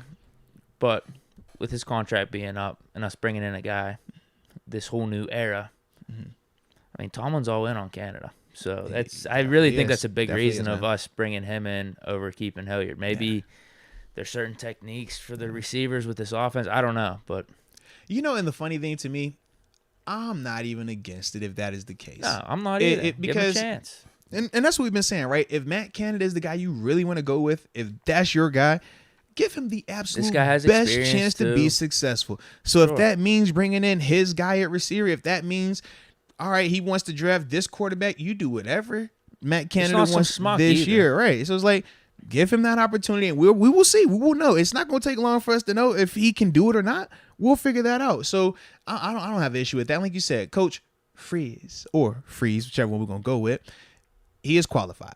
And that, at the end of the day, that's kind of where I always draw that line. Is he qualified or not? You know, I don't care the relationship of, they work together. How qualified is he? He does have credentials. Yeah, I saw him for the move. Yeah, I like it. I just don't think it's this huge thing to go crazy over, because last year with Hilliard, we were saying probably the exact same thing we are with Freeze. With this one, he's got the Canada connection now. And I was going to say that I think the difference last year was I could just vouch for Ike on a personal level versus with Frizz. It's just like, all right, we know we got the Canada connection, and that's pretty much it. Yeah. He had success with Carolina, whereas with Hilliard, had success with McLaren. You brought up the Bills stuff. So, there's the development of young players in both of them, but we just got to see Hilliard a season with the Steelers, so that probably bumped his stock a little bit down. Oh, without I wasn't a doubt, even thinking about our receivers coach, to be honest with you. Well, I wasn't either until I noticed that they hired Frizz, and I was like, well, what's going on here? Yeah, I was like, did we fire the guy that we had? Oh, no, his contract was just for 1 year. Now it makes me think a little bit more as I'm spinning my wheels here. 1 year for Hilliard. They were planning this the whole time. They had Coach Frizz on the speed dial or something. And they had early Canada. Off-season. They said, Canada, we're going to bring you back for 2 years. Okay? We can get you a 2-year deal. Yeah. Coach Frizz, just do 1 year down in Carolina. We'll get that offense humming like we did back in college. You know how we do. Hey. You know that? Hey, you remember that jet sweep? Oh, yeah. Does it come with the bubble screen? Oh, it does. Man, sign me up, Coach. I love coaching my receivers to run that jet sweep, baby. You know that now. Maybe he's. You know what? This is a low-key thing. Maybe he's going to teach him how to block better, too, because that was something we were definitely critical of our receivers. Absolutely. Okay. Maybe that's one thing Hilliard wasn't teaching him this year. Fair enough. Now, this is a good question. It kind of pertains to these wide receivers in this conversation. Let's go, UW. So, speaking of the wide receivers, if, let's say, a team like Detroit or the Jets were to offer a high second-round pick for Chase Claypool, would you take it? High second round? No. It would have to be first round for you then? I don't think I'd even do first. No. Okay. Claypool's proven he could be a good receiver in the league, and he's still got upside. That's what you're going to get from drafting a guy anyway.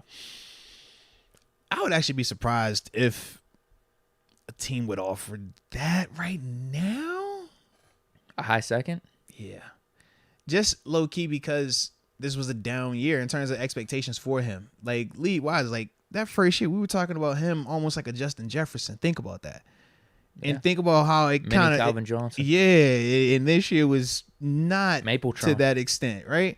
So that's why for me, I'm like, man, I don't know if a team is necessarily would want to give up that type of stuff, and knowing that within a year you would have to sign into a contract also because, because this is coming up on his third year. Right, because he's only going 4 year. Yeah, he's not a fifth. He doesn't have a 5th year option, so you're going to be thinking that after next off season. Yeah, so that's the other thing. Like, I just personally, if I'm another team, I'm not trying to give up that for a guy that we're going to have a 1 year audition and then I'm going to have to either shell out some money or I'm be sitting here, with a situation on our hands.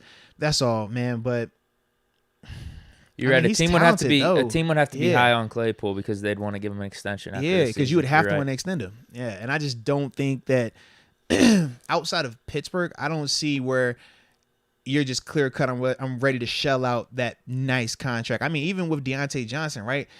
I think, man, some of the reports around him and his potential new deal. Yeah, people are bringing it up in the chat. Yeah, they're talking about potential 5 for 70s and stuff like that. And I'm like, bro, I'm not trying to pay Diontae that type of money, man. 10's fine, but 15 right. too much. But that and for him though, now that he has a Pro Bowl, you think about, because the argument is when you think about what Stephon Diggs got in Minnesota before going to Buffalo. Prior to Buffalo, he didn't have any Pro Bowls. He was a good receiver, but he hadn't crossed over to that. And obviously he had a nice deal in terms of what he got paid up there. So they're saying that, man, that would kind of be his comp because Deontay's numbers are similar. But I don't know, man. That, to me, when you start talking that much, like that's wide receiver 1, that's like legit. We think you're the guy long-term money. And Diggs is an interesting comparison. He is. Just because you're right. Diggs didn't live up to the hype with the Vikings fully. But, man, I would like to know what we thought about Diggs at that point versus Diontae right now. Because all I know is when Buffalo traded for Diggs, it was hype. Because it's like, man, you're about to get him, and he's going to have a young up-and-coming quarterback that a lot of people were high on in terms of Josh Allen.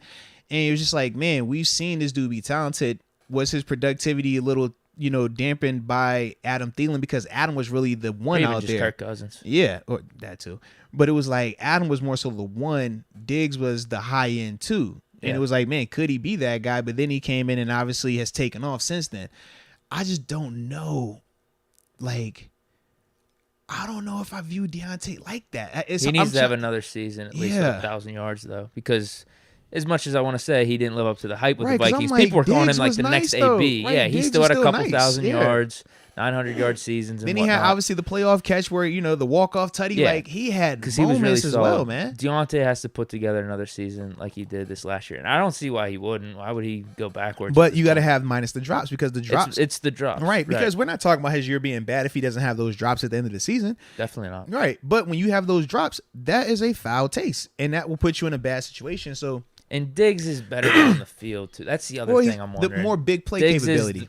Feels like the better overall receiver. Mm-hmm. I just don't know. What were we thinking about Diggs back at that trade? I don't remember. I do think Buffalo, he was the mindset a little of Buffalo overhyped. was hype. Buffalo was hype. But for a first-round pick, that's definitely worth it. That was a good trade. Man, but that's what I'm saying. Like, would you give up a first round if you're another team for Diontae right now? I don't think you would. I definitely wouldn't. If you go up a first round and all of a sudden we have the option, the only dude I know right now in terms of the receivers for this draft is Jamison Williams. Yeah. If you told me we could get him, I'd be pretty pumped. Yeah. If you told me Diontae for Jamison Williams, actually, I don't know if I would do that. Yeah. I'd need to look at the other receivers just because him coming off the ACL. But for me, it's the drop part because it's like, do you like when you pay that type of money? That's better than AB's first deal here. I think a first would be fair though. I think that'd be fair for Diontae. I don't know if another team does it. I just think it'd be fair for both sides. I personally think a first is jipping a little bit of whoever we getting it from. I think a second is fair. For Diontae? Yeah. Oof. But that's just how, because like I said, man, I don't want to give you $7 million. You can't. I would you got feel drop robbed issues. if we got a second. That's my thing. Fair enough. Yeah. Fair enough. It's close. It's a fine line. Because you're right. If we get a first, maybe do you feel a little bit better? At least Deontay's proven though. He's just got to fix the drops. You're right. Fix the drops. Yeah. But we keep saying fix this 2 years in a row now. So it's like, at what point do you say, man, he's just going to always have drop issues? And because like T.O., for example, prime example, he's always had drop issues, but he put up crazy seasons. Yeah. Right. So it's like, you will deal with the drops if the productivity looks like that. Are you willing to continue to deal with the drops when the productivity looks like how it's been for Diontae right now? Because that's the difference for me when I'm like, man, I don't feel his impact to the same extent as I was feeling in T.O. Oh, definitely not. You know what I mean? Next play, it's like, oh, T.O. could just catch a touchdown. Right, right. And that's the part where I'm like, when we start talking about shelling out big money, all that becomes into play. And it's nothing negative. It's just a product of what currently is. You know what I mean? You have to take it all together like that. Yeah, I'm not thrilled about that contract. Wherever that's coming from, that he wants 5 years, $75 million. That's too much for Steelers organization right now. No way. $10 million's fine. I'm cool with 10, but yeah, when you start talking at 7, I'm like, nah. Like Or I would wait and make him have to go out here and go crazy again this season. Then we could talk that. But I'm not doing that right now. Oh, I know why it's coming up because he's looking for the extension. Absolutely, because you don't want to play on that last year of the deal. Yeah, I see. Oh, that's too much. Yeah. We can't be doing that right now. That's what I'm saying. Like, that's crazy. We could tag him. Yeah. So I don't think the Steelers are in any rush to do that deal. They're not, but they are, because the Steeler way, they want to get you extended before you go into that last season. They don't want anybody that they want to marry and have a long-term relationship with. They don't want you playing on that last year of the deal. Even with Diontae, it probably won't happen anytime like right now. It'll happen right before training camp or right before the regular season hits. Hopefully he's not like that's how it be. People will be a lot more upset. They definitely would be. But like I think of like Tuitt when he got his first deal, right? Okay. Tuitt, it lasted literally. It was the Saturday going to the opener versus Cleveland. I mean, we're coming to the walkthrough and we're like, yo, where's Tuitt? He's late. And it's like, no, he's not late. He just got paid. Look at that smile on his face. You know what I mean? Like, that's the type of thing I could see with the Diontae, where it's like, you're there, or even Al Villanueva. He was another guy, right? OTAs, minicamp. Oh, man, what's the Al situation? Then right before the season hits, boom, deal gets done. Vince Williams, another example of that. A guy like Diontae, they're not going to want to have him play on that last year of the deal. They're going to try to get that deal done, but it's not going to be at 70. Like he's gonna have to come down. If that's where his if his stance is 75, bro, the deal's not gonna happen. Period. They're gonna tell him, hey man, shake your hand. We're gonna have the Joe Hayden situation. Ball out, good luck. Maybe you turn into Bud Dupree. Maybe it doesn't work out for you. You know what I mean? But I just don't see them giving him that money off of what he's currently done right now. No, and he's been improving. Like that's the thing. We've seen improving, but the drop element, it just puts such a bad taste in. It's like at the worst times it feels like as well, man. Oh, yeah. Yeah. That Chiefs game was terrible. Dude. And then when you hear him at times, it still is like, and I know this is what he's doing publicly. So obviously we know personally that's different. We can't attest to that. But at times it's almost like he still doesn't feel like he has drop issues. He's real defensive about it. And it's like, man. I like how he was coming out on people on Twitter. He was.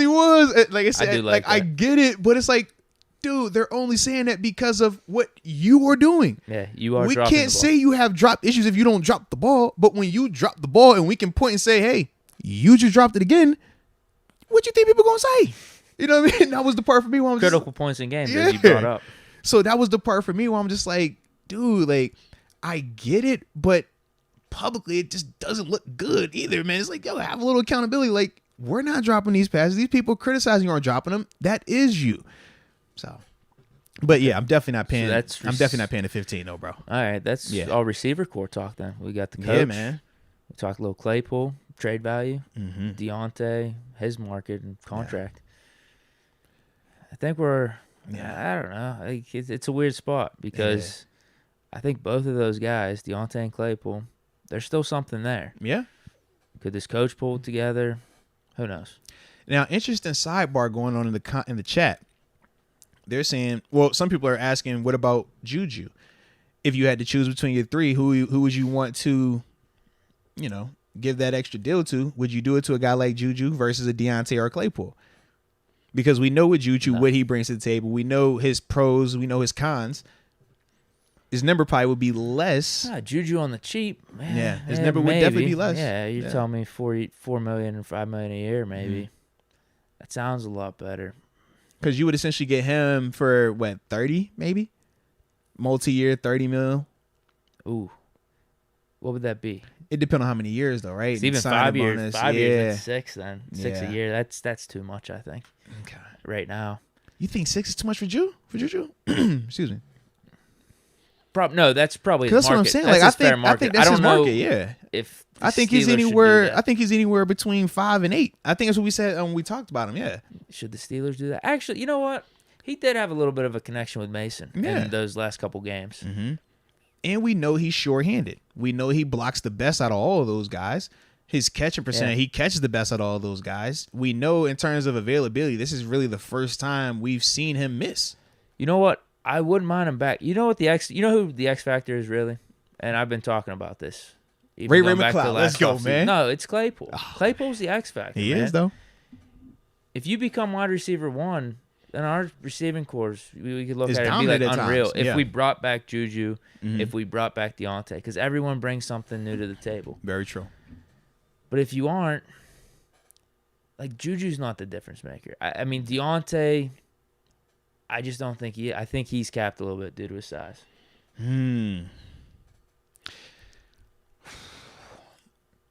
But for what Diontae has capped with his size, the idea that he could become an AB in terms of just like the route running, the combat, like, do you think he could develop into that? Because that still is, I think, a part that makes me a little bit like want to see more and want to give him the benefit of the doubt, because I say, man, we've seen a guy like you before, and we've seen him develop, and we've seen what he became. Yeah. Like, he became one of the best to ever do it.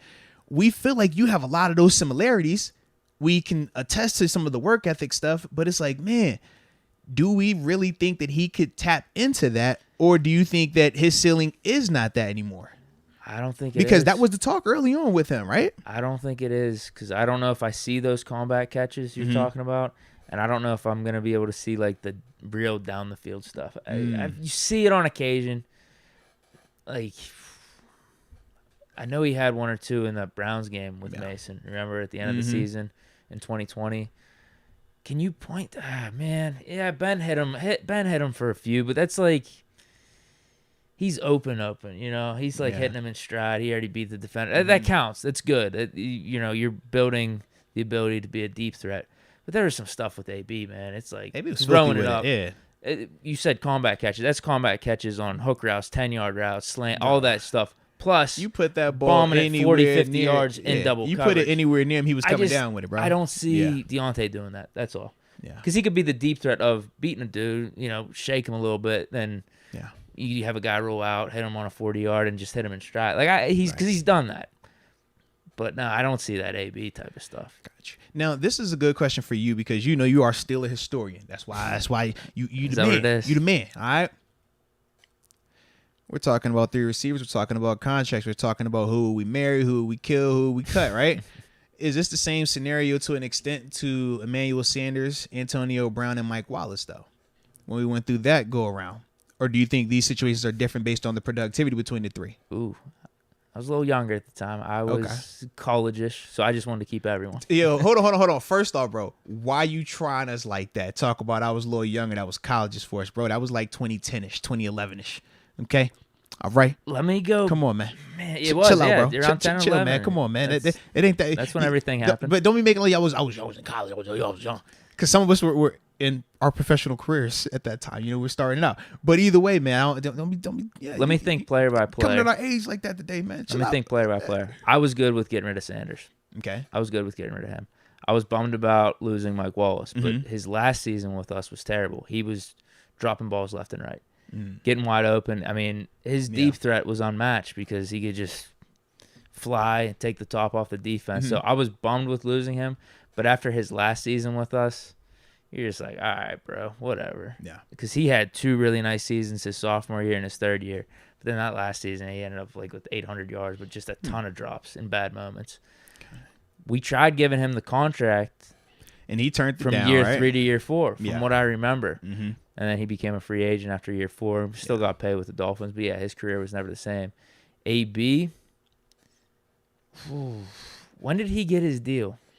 Because year 2, he had the 1,000 yards. He got his third year. After his third year? Yeah. Really? Because his Yeah. third year was probably one of Because his I want worst. to say he got paid right before I came over. He had to get his deal. He was still 12, unknown. 13. It was either 12 or 13 when he got paid. Because when I came in 14, he already had his he was already a year into that So he deal. got And, paid yeah. before that 1,500-yard season. Yeah, because then they redid his deal my second year here in Pittsburgh, and then they redid it again my last year, or going into my last year. Excuse me. AB was more of an unknown. Yeah. I think if you ask me, looking back, I would have preferred Wallace. It was just that his last season, I didn't think it was like the end of the world if we lost him or not though, because of those drops. AB, he was an unknown because his sophomore year, like a little over 1,000 yards, short on the touchdown. I think he only had like 1 or 2 touchdowns. But he had he had the Ravens catch. Right. You know? Right. Third year, like 700 or 800 yards, but he was hurt for a few games. So it wasn't AB yet. You just didn't know. Okay. And yeah, I guess leveraged our future on him. It worked out ultimately. So I don't know then, if how similar is it to this scenario? I wonder. yeah, because I'm like, I think Mike Wallace was a better receiver than Diontae, though. You want to talk about Oh. drops and everything? Yeah. okay. Different timing for NFL, so you the stats might be a little similar, but no. But in terms of impact and film, Mike Wallace okay. had so much more impact, dude. There was a point in his, I think it was either one of the second or third seasons, first 5 games. I mean, you thought he was gonna maybe get around 1,900 yards on the season, but he slowed down a little bit. Okay. But he was like that, dude. So then, when things were right. All right, so let me get this in. So you would have taken Mike Wallace over the Diontae situation right now, in terms of Mike Wallace over this version of Diontae. Oh yeah. All right. Yeah. Would it be Emmanuel Sanders over Juju? Because those are probably the next 2 like bigger name guys. I take Juju. Okay, and then you got Knowing Emmanuel's Steeler career. okay. That's what I'm saying. At the Steeler career only. Yeah, because I wasn't accounting for him. And going then you off in had Denver. Claypool and AB. Oh, Like think about it, because AB but still. I thought you said AB was more of the unknown of the 3. Oh though. no, but still AB. He was still proven enough to that point. We saw enough from AB. Yeah. Okay. AB in terms of being the Like, wide receiver just those one and couple stuff, maybe seasons? that's a little question. Right, I'm saying just I would've taken those, AB. just those couple of seasons, not AB I get after it, I get when it. we saw No. everything else, but just those couple of years versus where Claypool is right now. You asked me after Claypool's rookie year versus AB's second year, then maybe I'm saying Claypool. Got you. Okay. But after Claypool's second year, AB's first 2 seasons where he's really playing, because his rookie Yeah. year he wasn't Right, really he didn't play like that. Yeah. Yeah, AB then. I'm still Okay. taking AB. Yeah. Dang. That's what I'm doing. I like that then. All right. Well, see, that's why I like, man. I'll tell you, bro, you got that smarts Wallace right there, man. over You got that good Diontae. memory. Wallace over Diontae, Juju over Sanders, Mm-hmm. and then AB over Claypool. I like it. All right, That's we got a couple. good. That's a good Nah, question. it was, man. How Shout out to the chat, similar man. was it? Yeah. Well, I It's thought different too, because you have Ben too. I mean, Right, that's he a was huge the game difference. changer as well. It Yeah. didn't really matter as much if you brought a receiver Yeah. back, or it's like, all right, whatever. We're just gonna He draft gonna make another another dude in guy the third work. round. Yeah. That's why the Wallace stuff. It's like, all right, whatever. We'll draft Yeah. the guy coming up. Gotcha. Okay. It really didn't matter. Let me go to this to the chat a little bit. I was more pissed we lost Holmes. I mean, that was the one. Oh, it's New We York. traded him. Yeah, we Yeah. traded him for a 5th-round pick. Yeah. That's stupid. But he had some of the off-field stuff I guess they were Yeah. concerned about with the weed and everything, Yeah. which we never heard about throughout his career. We really didn't. Yeah, I definitely didn't hear any It of was that so until random. after the fact. When Yeah. we traded him, it's like, oh, for some off-field. It's like, Mhm. what? What are you talking about? Yeah. That was the one I was more mad about. Out of Mike Wallace, Sanders, Holmes would be the one. Holmes was the one. Yeah, seriously. Dang. I was more mad about that. Because we could have used them. We could have Yeah. used them next season. Well, I We remember went you to said that in the Super Bowl, Yeah, I yeah. told you, man. You definitely Yeah, said that, man. It was different without Holmes. Hey, go. All right. Solo one says, Moats, what would you suggest Chase Claypool should work on this summer to take him from being good to great/elite? I feel footwork to get clean breaks on routes. Yeah, you could talk footwork. I also think that dropping his hips, right? Changing his levels when he's getting in and out of his breaks. A lot of times, man, with bigger body people, changing levels doesn't just mean bending at your waist. Because you bend at your waist, that means you're taking it down, but you're not getting in and out. You're not faster that way. Whereas if you're actually dropping your weight, that's going to help you get in and out of your breaks a lot faster. It helps with your separation. Another thing that I would ask him to just work on is the finishing part of these catches. In terms of the combat catch, one of the things that AB would do, man, he would stand right here. He would have somebody or something standing right here next to him. He's going to catch 100 balls, never moving his feet, just right here with that hand blocking his vision. Then he's going to lay down. He's going to catch him coming over it, like catch him over top of his head. 100 balls.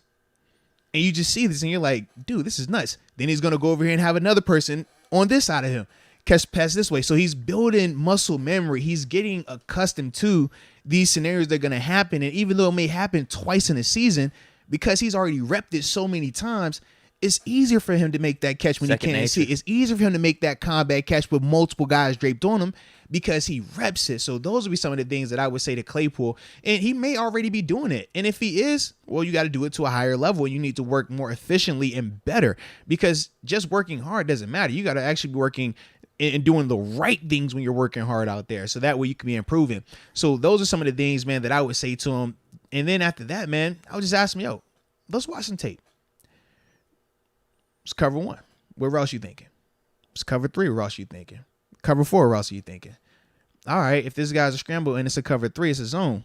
Are you thinking sitting down? Or you like what's your mindset here? Because that's also going to educate him. It's going to speed up that process for him when he's running a route and maybe a read route, right? Okay, in the sense of, should you go vertical or should you run a stop, or should you break in versus should you break out?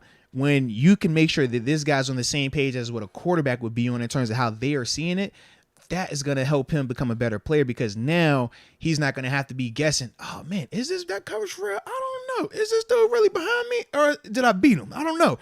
Could be in a trail technique. Trail technique is not you beating him. That's him baiting you. It's a difference. But if you're not aware enough to know, hey, what this safety is supposed to be doing to dictate that for me, then you're going to be a little bit behind with that. And that, in terms of the NFL, is the difference between good versus great.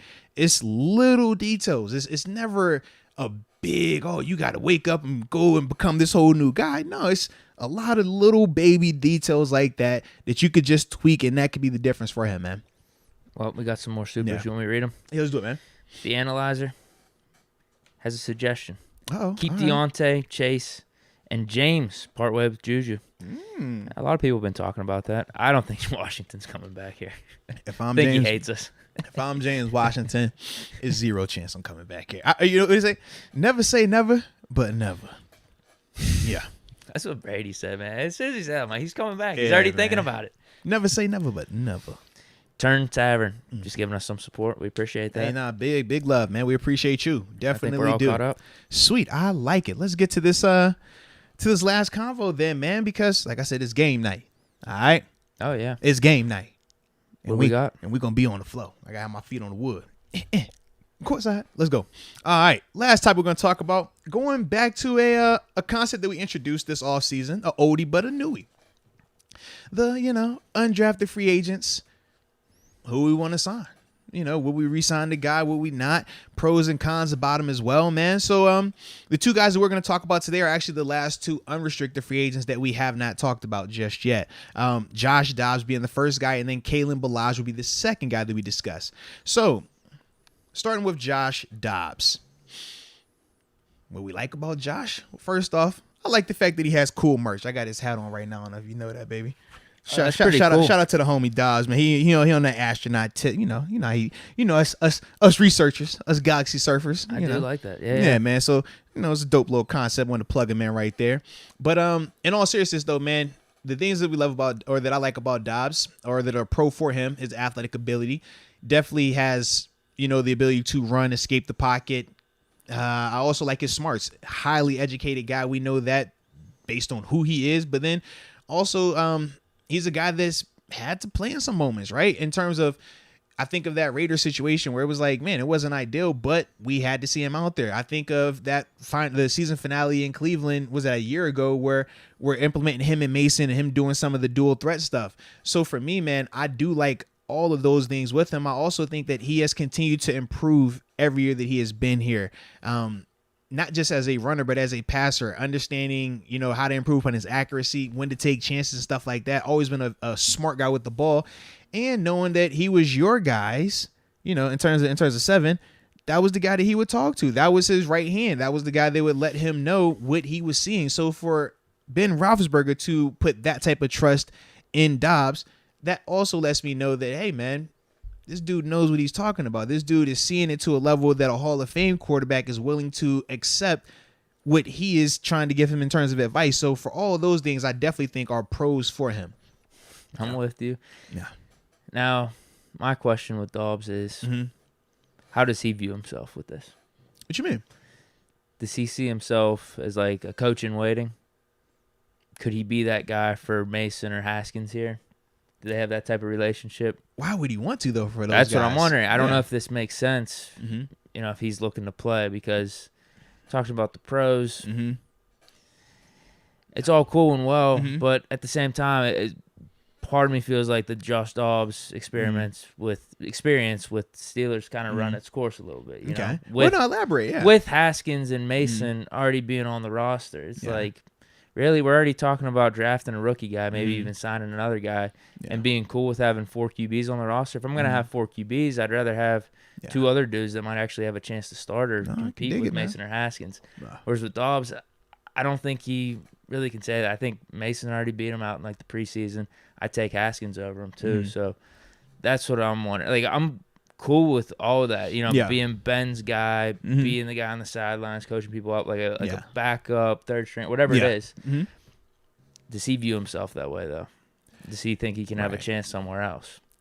For his sake, I hope he does get another chance, but I just don't know if it's right for Pittsburgh. Yeah, for me, man, I think of that as well, because part of the negative is just how the Steelers perceive him right now. Because could it just be a too many cooks in the kitchen type of scenario? Yeah, because the whole him versus Mason narrative, I still have mixed feelings about it, because part of it, I feel like the first year I thought that Dobbs was the better guy. I thought he beat him out. Then the next year I thought that Mason won that, and that was ultimately why we moved Dobbs. And then this past year, Dobbs wasn't really in the conversation like that, but when he did get his opportunities in the preseason game, he moved the offense. We talked about that. We was like, man, we know Haskins look good out here. Haskins got scoring drives, and we was like, Dobbs creating scoring drives.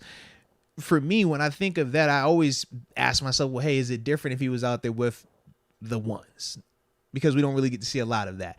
So that's the only reason why I'm not all the way like, man, I think it's run its course completely because of that part. It's like, man, what's to say an opportunity opens up for him where he does get the opportunity with the ones, and then he could show that, hey, even though I have success when I'm out here in the fourth preseason game, I'm out here with the regular people, when I'm out here with the guys, I'm still good enough to get the job done. I can't say yes or no to that because we really haven't seen him get the type of opportunity that we've seen Mason get, or even Haskins and another organization get.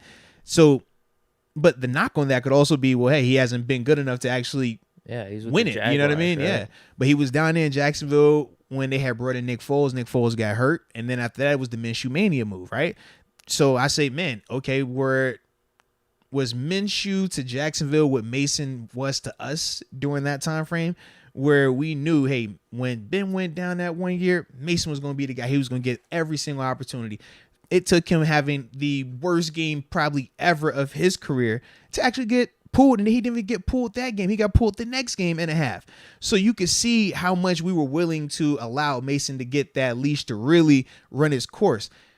Jacksonville with Gardner Minshew, I felt like it was very similar in terms of some of that. Whereas with Dobbs, we really can't point to him having a flame out. We can't point to him having an opportunity and really just blowing it. And that's the part for me where I'm just like, cheap option. We know he has some of the prerequisites that we're talking about, and some of these quarterbacks we're trying to go get, right? Who still have question marks around him, but it's like, well, they got the athletic part. Technically, he is the most athletic of the bunch that we have here in Pittsburgh. So that's the only reason why I'm just like, thinking about it. I definitely don't think it hurts us if we're not going to bring in Jameis or Mariota or draft a quarterback. It doesn't hurt us at all. If we're just going to stick with Mason and Haskins, this could very well be what the Steelers do. Yeah, why not bring him in as the third guy? So you're saying if we have four quarterbacks, one of those is a guy that we brought in from outside and a draft pick with Mason Rudolph, and now Dobbs is that extra will, I'm with you. That's definitely you get what I mean? Yeah. Even if we draft a guy, it's borderline. I would see him more at that point as the QB whisperer for us. Okay. How's that relationship between him and Mason? I mean, they've been in competition with each other. Him and Haskins, I don't know if it's the same as him and Ben, whereas Ben's the older guy. Yeah. Dobbs is like helping him out like that. So it all depends on how Dobbs uses himself. I think there could be a role, even if we did draft a guy on the roster, overseeing things a little bit, helping out. But I think that's where he is with the Steelers organization, because you're talking about first team reps. Yeah, I don't want to see him get any first team reps if we're going between Mason and Haskins. Well, yeah, because we want those two guys to I get want the to rest see of the week that, to see win. and especially if you draft a guy too, Absolutely. or bring in Mariota or Jameis, whoever it is. So that's why I could just see him getting buried on the depth chart with us, where you're just like, what's the point? If we bring in other guys, if you just want a guy for depth, knows the organization, we don't address the quarterback situation in any other way, it's just Mason and Haskins, sure, it doesn't hurt us. Yeah.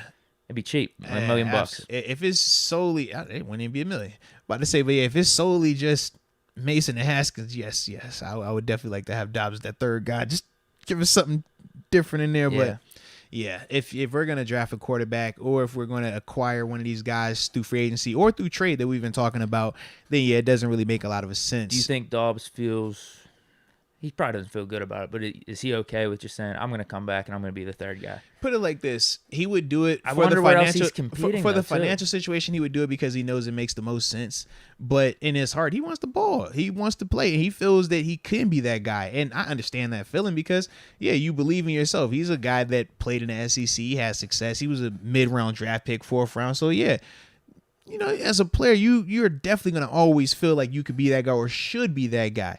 But at the end of the day, for him, when he looks around and he understands the situation, he can say to himself, do I take this role as, you know, player coach essentially to whoever we draft, try to mentor and bring him up that way? Or do I take a chance going to a different organization, but maybe it makes me the solidified QB number 2? Instead of the fringe quarterback / practice squad guy here. And there's no real guarantee that you're going to get that long of a leash to do that because Landry Jones was supposed to be that same person, right? Yeah. That would stay here and be the QB whisperer, the new Charlie Batch. And the difference is, like, Charlie started for multiple years before. Charlie had already proven that. Whereas with Dobbs, with Landry, even Mason and Haskins to an extent, they haven't proven that they are guys just yet. So you can't even just lock them in as QB2 for even if we did bring in a young guy or a veteran quarterback that's more established because they haven't even proven themselves just yet, man. Yeah, if he went somewhere else, obviously wouldn't be competing for starter, probably between QB2 and QB3. But maybe he has more upside in a different organization. Right. Because with us, I just don't see him getting past QB2 right now. He'd He'd be QB3 automatically. Think about Vegas. If Mariota were to leave and he signed in Vegas, he would do the Mariota thing. He would come in and be the Wildcat guy. Hey, come in and do the gadget stuff. You know? You're just hoping someone gets hurt. That's about it. Yeah. Not really, but kind of. I mean, in a sense, yeah. That's what hurt, not detrimental to anyone's career, but just so I can get it. Listen. Show some tape. Just enough that you can't play the whole game. All right. All I need about 15 plays. 15 plays, I cook.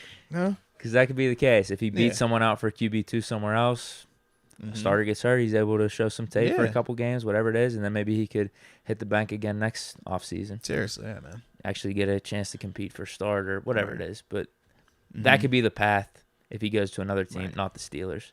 Steelers, you're capped. You're not going to be anything more than QB3, and that's without us even getting another quarterback in free agency or draft. And you'll probably never get to start barring catastrophic injuries where guys just aren't making it into the stadium at all. Like, almost like that's what happened in 2019 with us. Like, seriously, it's with crazy. Ben going down and then Mason kind of flubbing around a little bit. That's but how he got hurt too. Yeah. He got hurt, and then Duck came in. You're right. Yeah.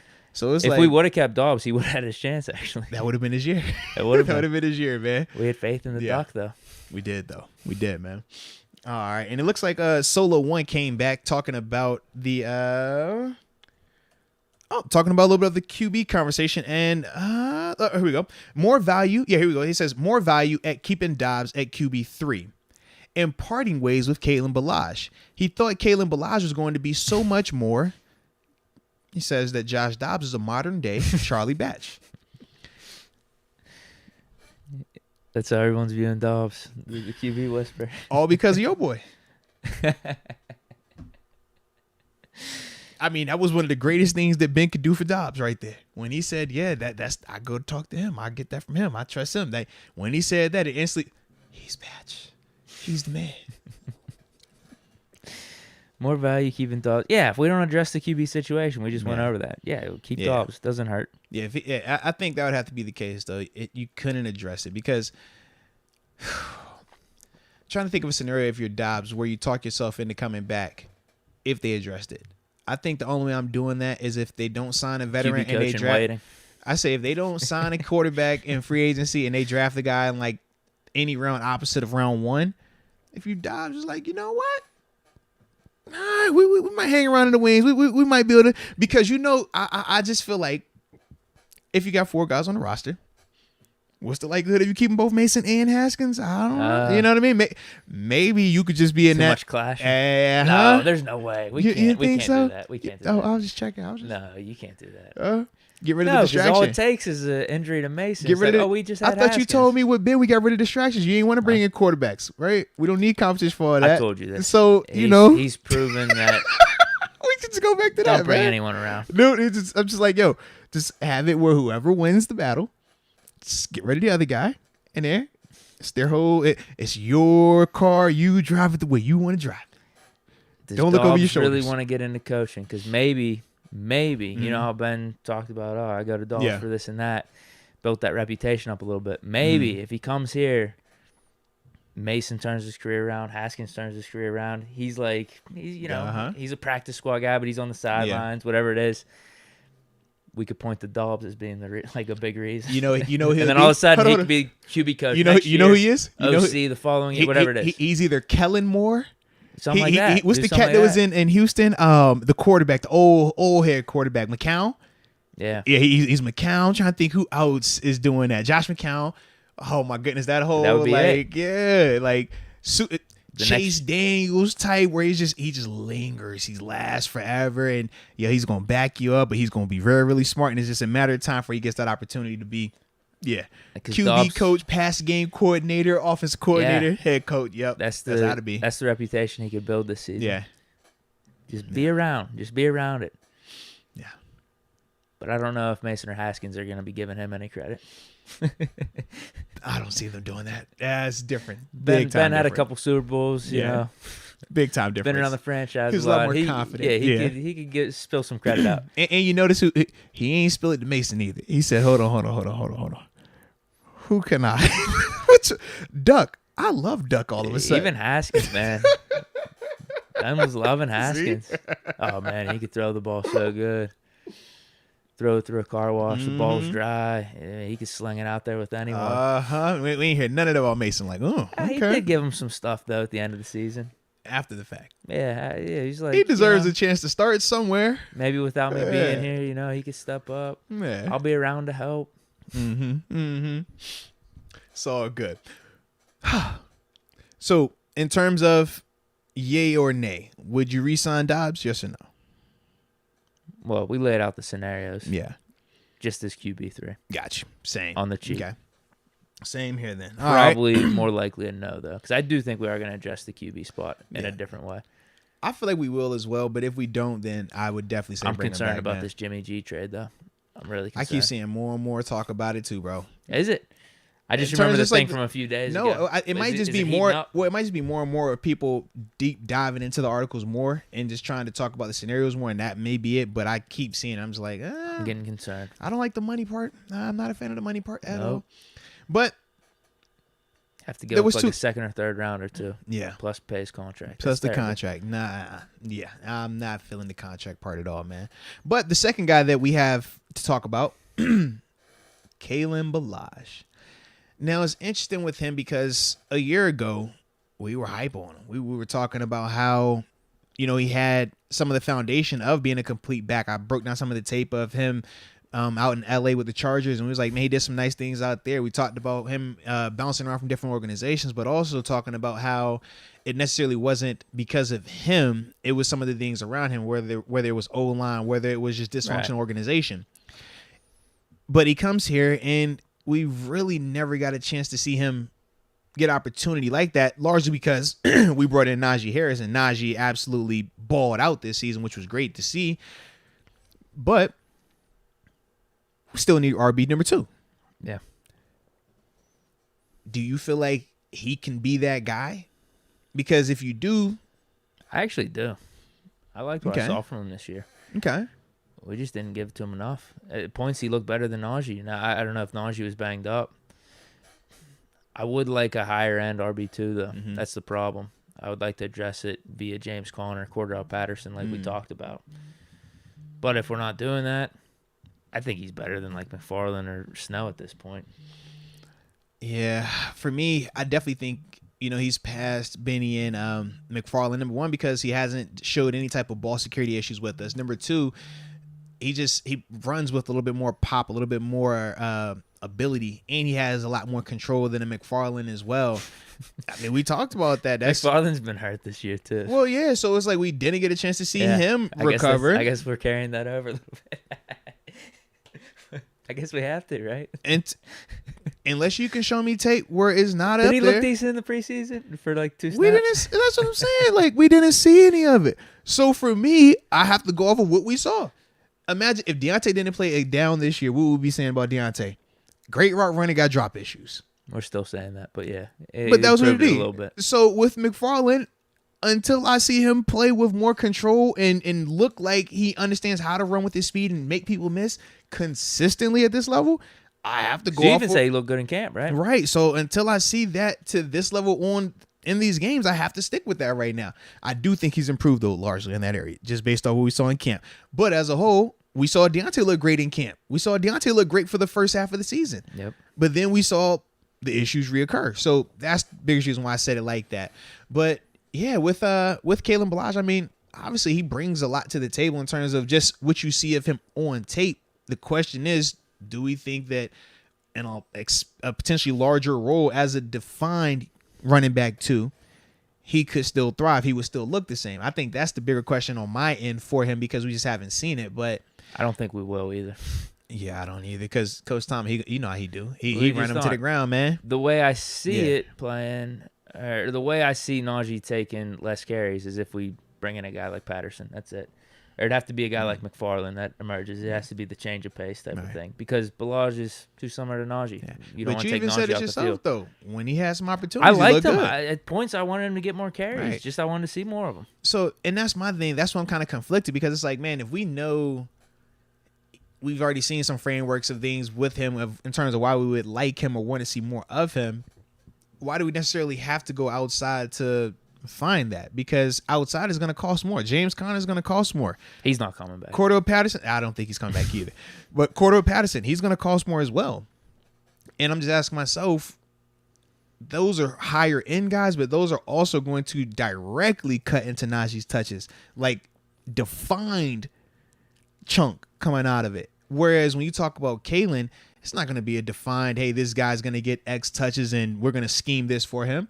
So that's the other part where I'm saying to myself, like, I'm not necessarily opposed to bringing him back and not necessarily bringing in one of those higher end guys. Even though I would love a higher end guy, I just think that it could also be a lot smoother of a process with a Bellage here without having to overcomplicate it, trying to figure out how to factor in the amount of touches to keep Cordell happy, but at the same time, not taking it away from Najee too much where he gets disgruntled, but at the same time, not overworking Najee so we can actually have him last longer than 2 years in the NFL. Like, those are some of the things that I'm concerned about with that dynamic with him. You could see a Melvin Ingram situation playing. I could easily see something like that, man. Blount. Yeah, because those guys get paid off of touches. Those guys get paid off the productivity, and their shelf life is extremely short.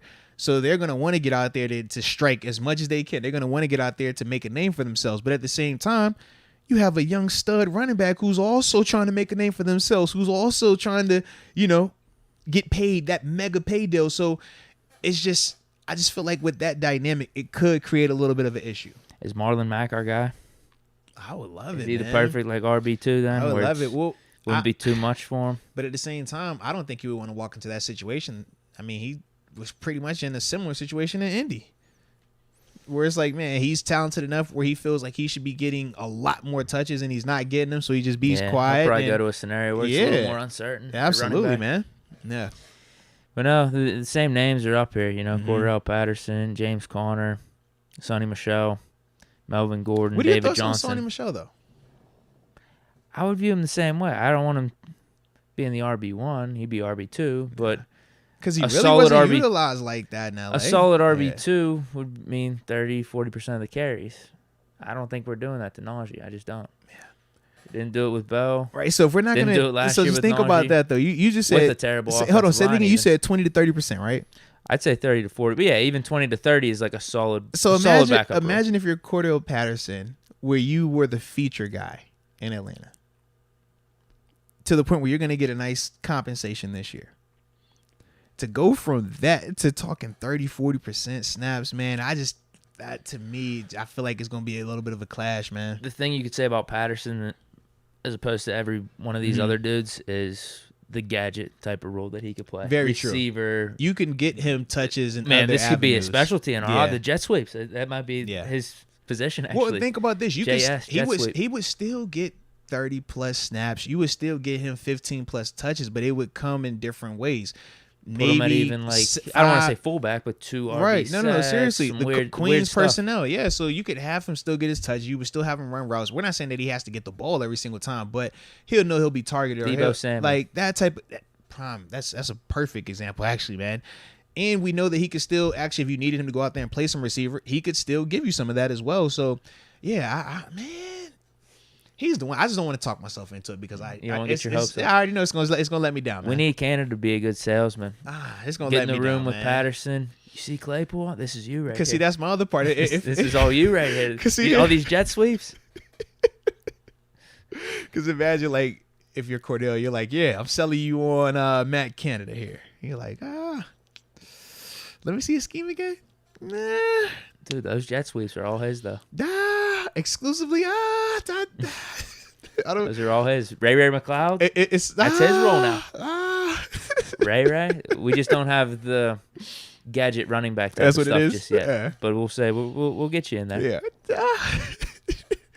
Maybe if he likes jet sweeps like that, then sure, it might work. I just, I don't know if that's the best selling point. Like, you are a jet sweep guy. Yes, you are. So Kalen Ballage, same thing with him. I'm not opposed, but it's not the end of the world if we lose him. Yeah. All depends on what we do with the RB2 spot in terms of free agency. Yeah, if we're not touching it in terms of bringing in a higher end guy, I'd definitely say you re-sign Kalen Ballage because we know what you have in him. And I do feel like he gives you probably the best of the others in terms of him, Benny Snell, and Anthony McFarland as it stands today.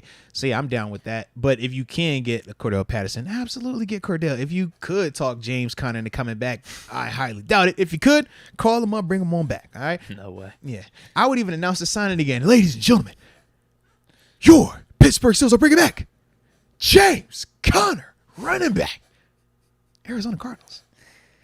The thing to think about, too, whenever we mention if the Steelers don't address this in free agency or through the draft, maybe in the back of our minds we're thinking, why the hell wouldn't they address it? Right. But if we do address it, that means we are putting cap space toward that. Yes. Signing a quarterback for $8 million, signing a quarterback for $5 million, signing a running back for $5 million, whatever it is, that we could be putting to linebackers, cornerbacks, whatever it is. So there is a scenario where we don't address it, and that's still a good thing. It's still a fine thing because as long as we're putting it elsewhere, we have the RB1 with Najee. We have the unproven guys at quarterback because we would just be bringing in somewhat more unproven guys. It's just there's a scale to some of this, right? No, absolutely, man. Absolutely. That's all. It's not the end of the world if we don't address it. I would like us to, but that just means we're doing other positions. I would agree. I would like to think that at least.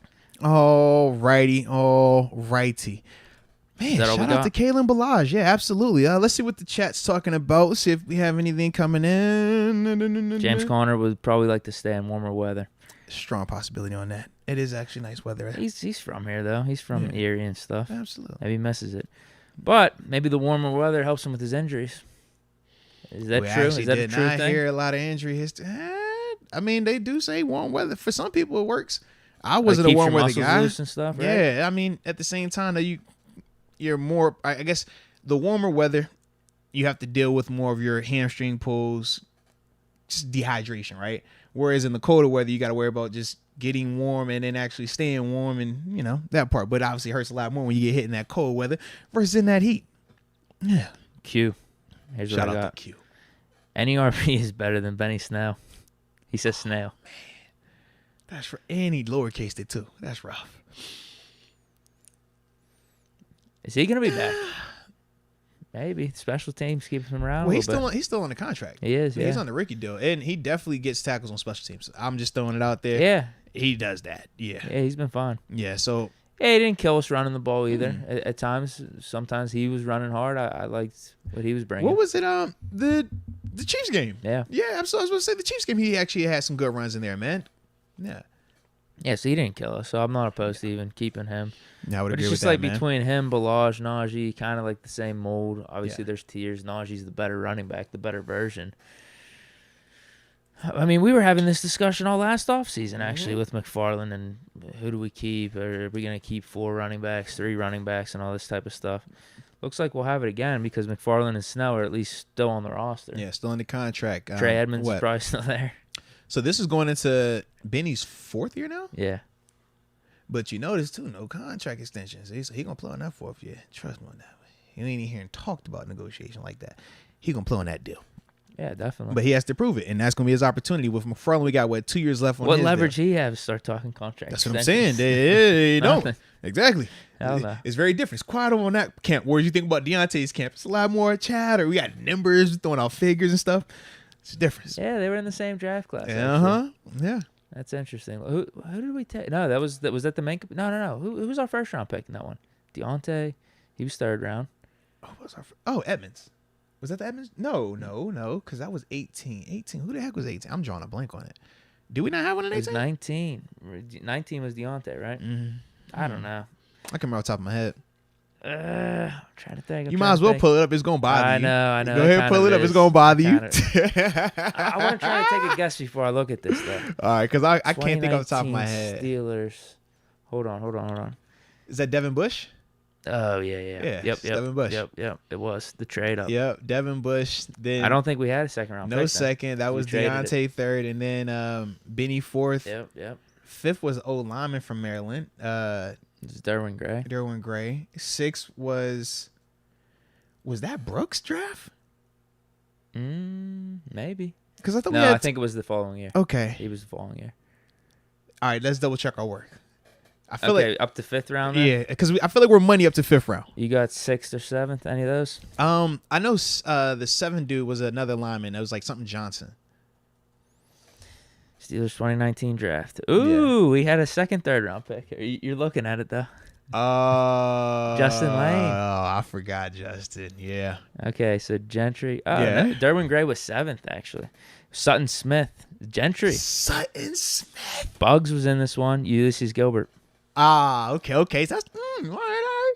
You said Gentry was in that class too. Fifth round. You're right, dude. Devin Bush is making this class look bad. Oh man. Well, because he's the leader, Yeah. number one. Because it actually the leader of your class, could look kind of decent. You could, Diontae at the third pick. I know Yeah. Lane's kind of a bust up at this point. Snow for special teams. Gentry's having a role. Yeah. So that wouldn't be terrible if Bush was good. He's kind of killing it though. Yeah, he's hurting it right now. You gotta have your top of the draft class look good, man. Yeah. Who's top of my? I had CJ Spiller on mine. His career was weird. It was short too. It was like super weird though, bro. Super weird. What it took him like 2 or 3 years to have that like awesome season. Yeah. Yep. And then kind of fell off after that. Yeah, Had then he another bounced year in around. like 9 Yeah. or 800 yards, but Mm-hmm. yeah, he ended up going to the Saints, right? Yeah, it was weird, man. Weird. But shoot, nice coach for Clemson. So shout out to that, man. Good for him. I like it. All right then. Got one upper room member. I think that's it. Good call on that. I totally missed that. This is Black and Gold Emperor 40. Well, shout out Black and Gold Emperor 40 and welcome to the upper room. Yes, indeed. Yes, indeed. I like it. All righty then. Dude, was that everything? I feel like that was everything. Oh, yeah. That's Yes, a good it is, man. show. Really So with good that show. being said, man, shout out to everybody that's been rocking with us on today. Shout out to everybody that's been liking the video as well. We see you. We salute y'all. Yes, we do. We'll holler at you guys on Friday, man. So enjoy yourselves. And until next time, baby. Peace.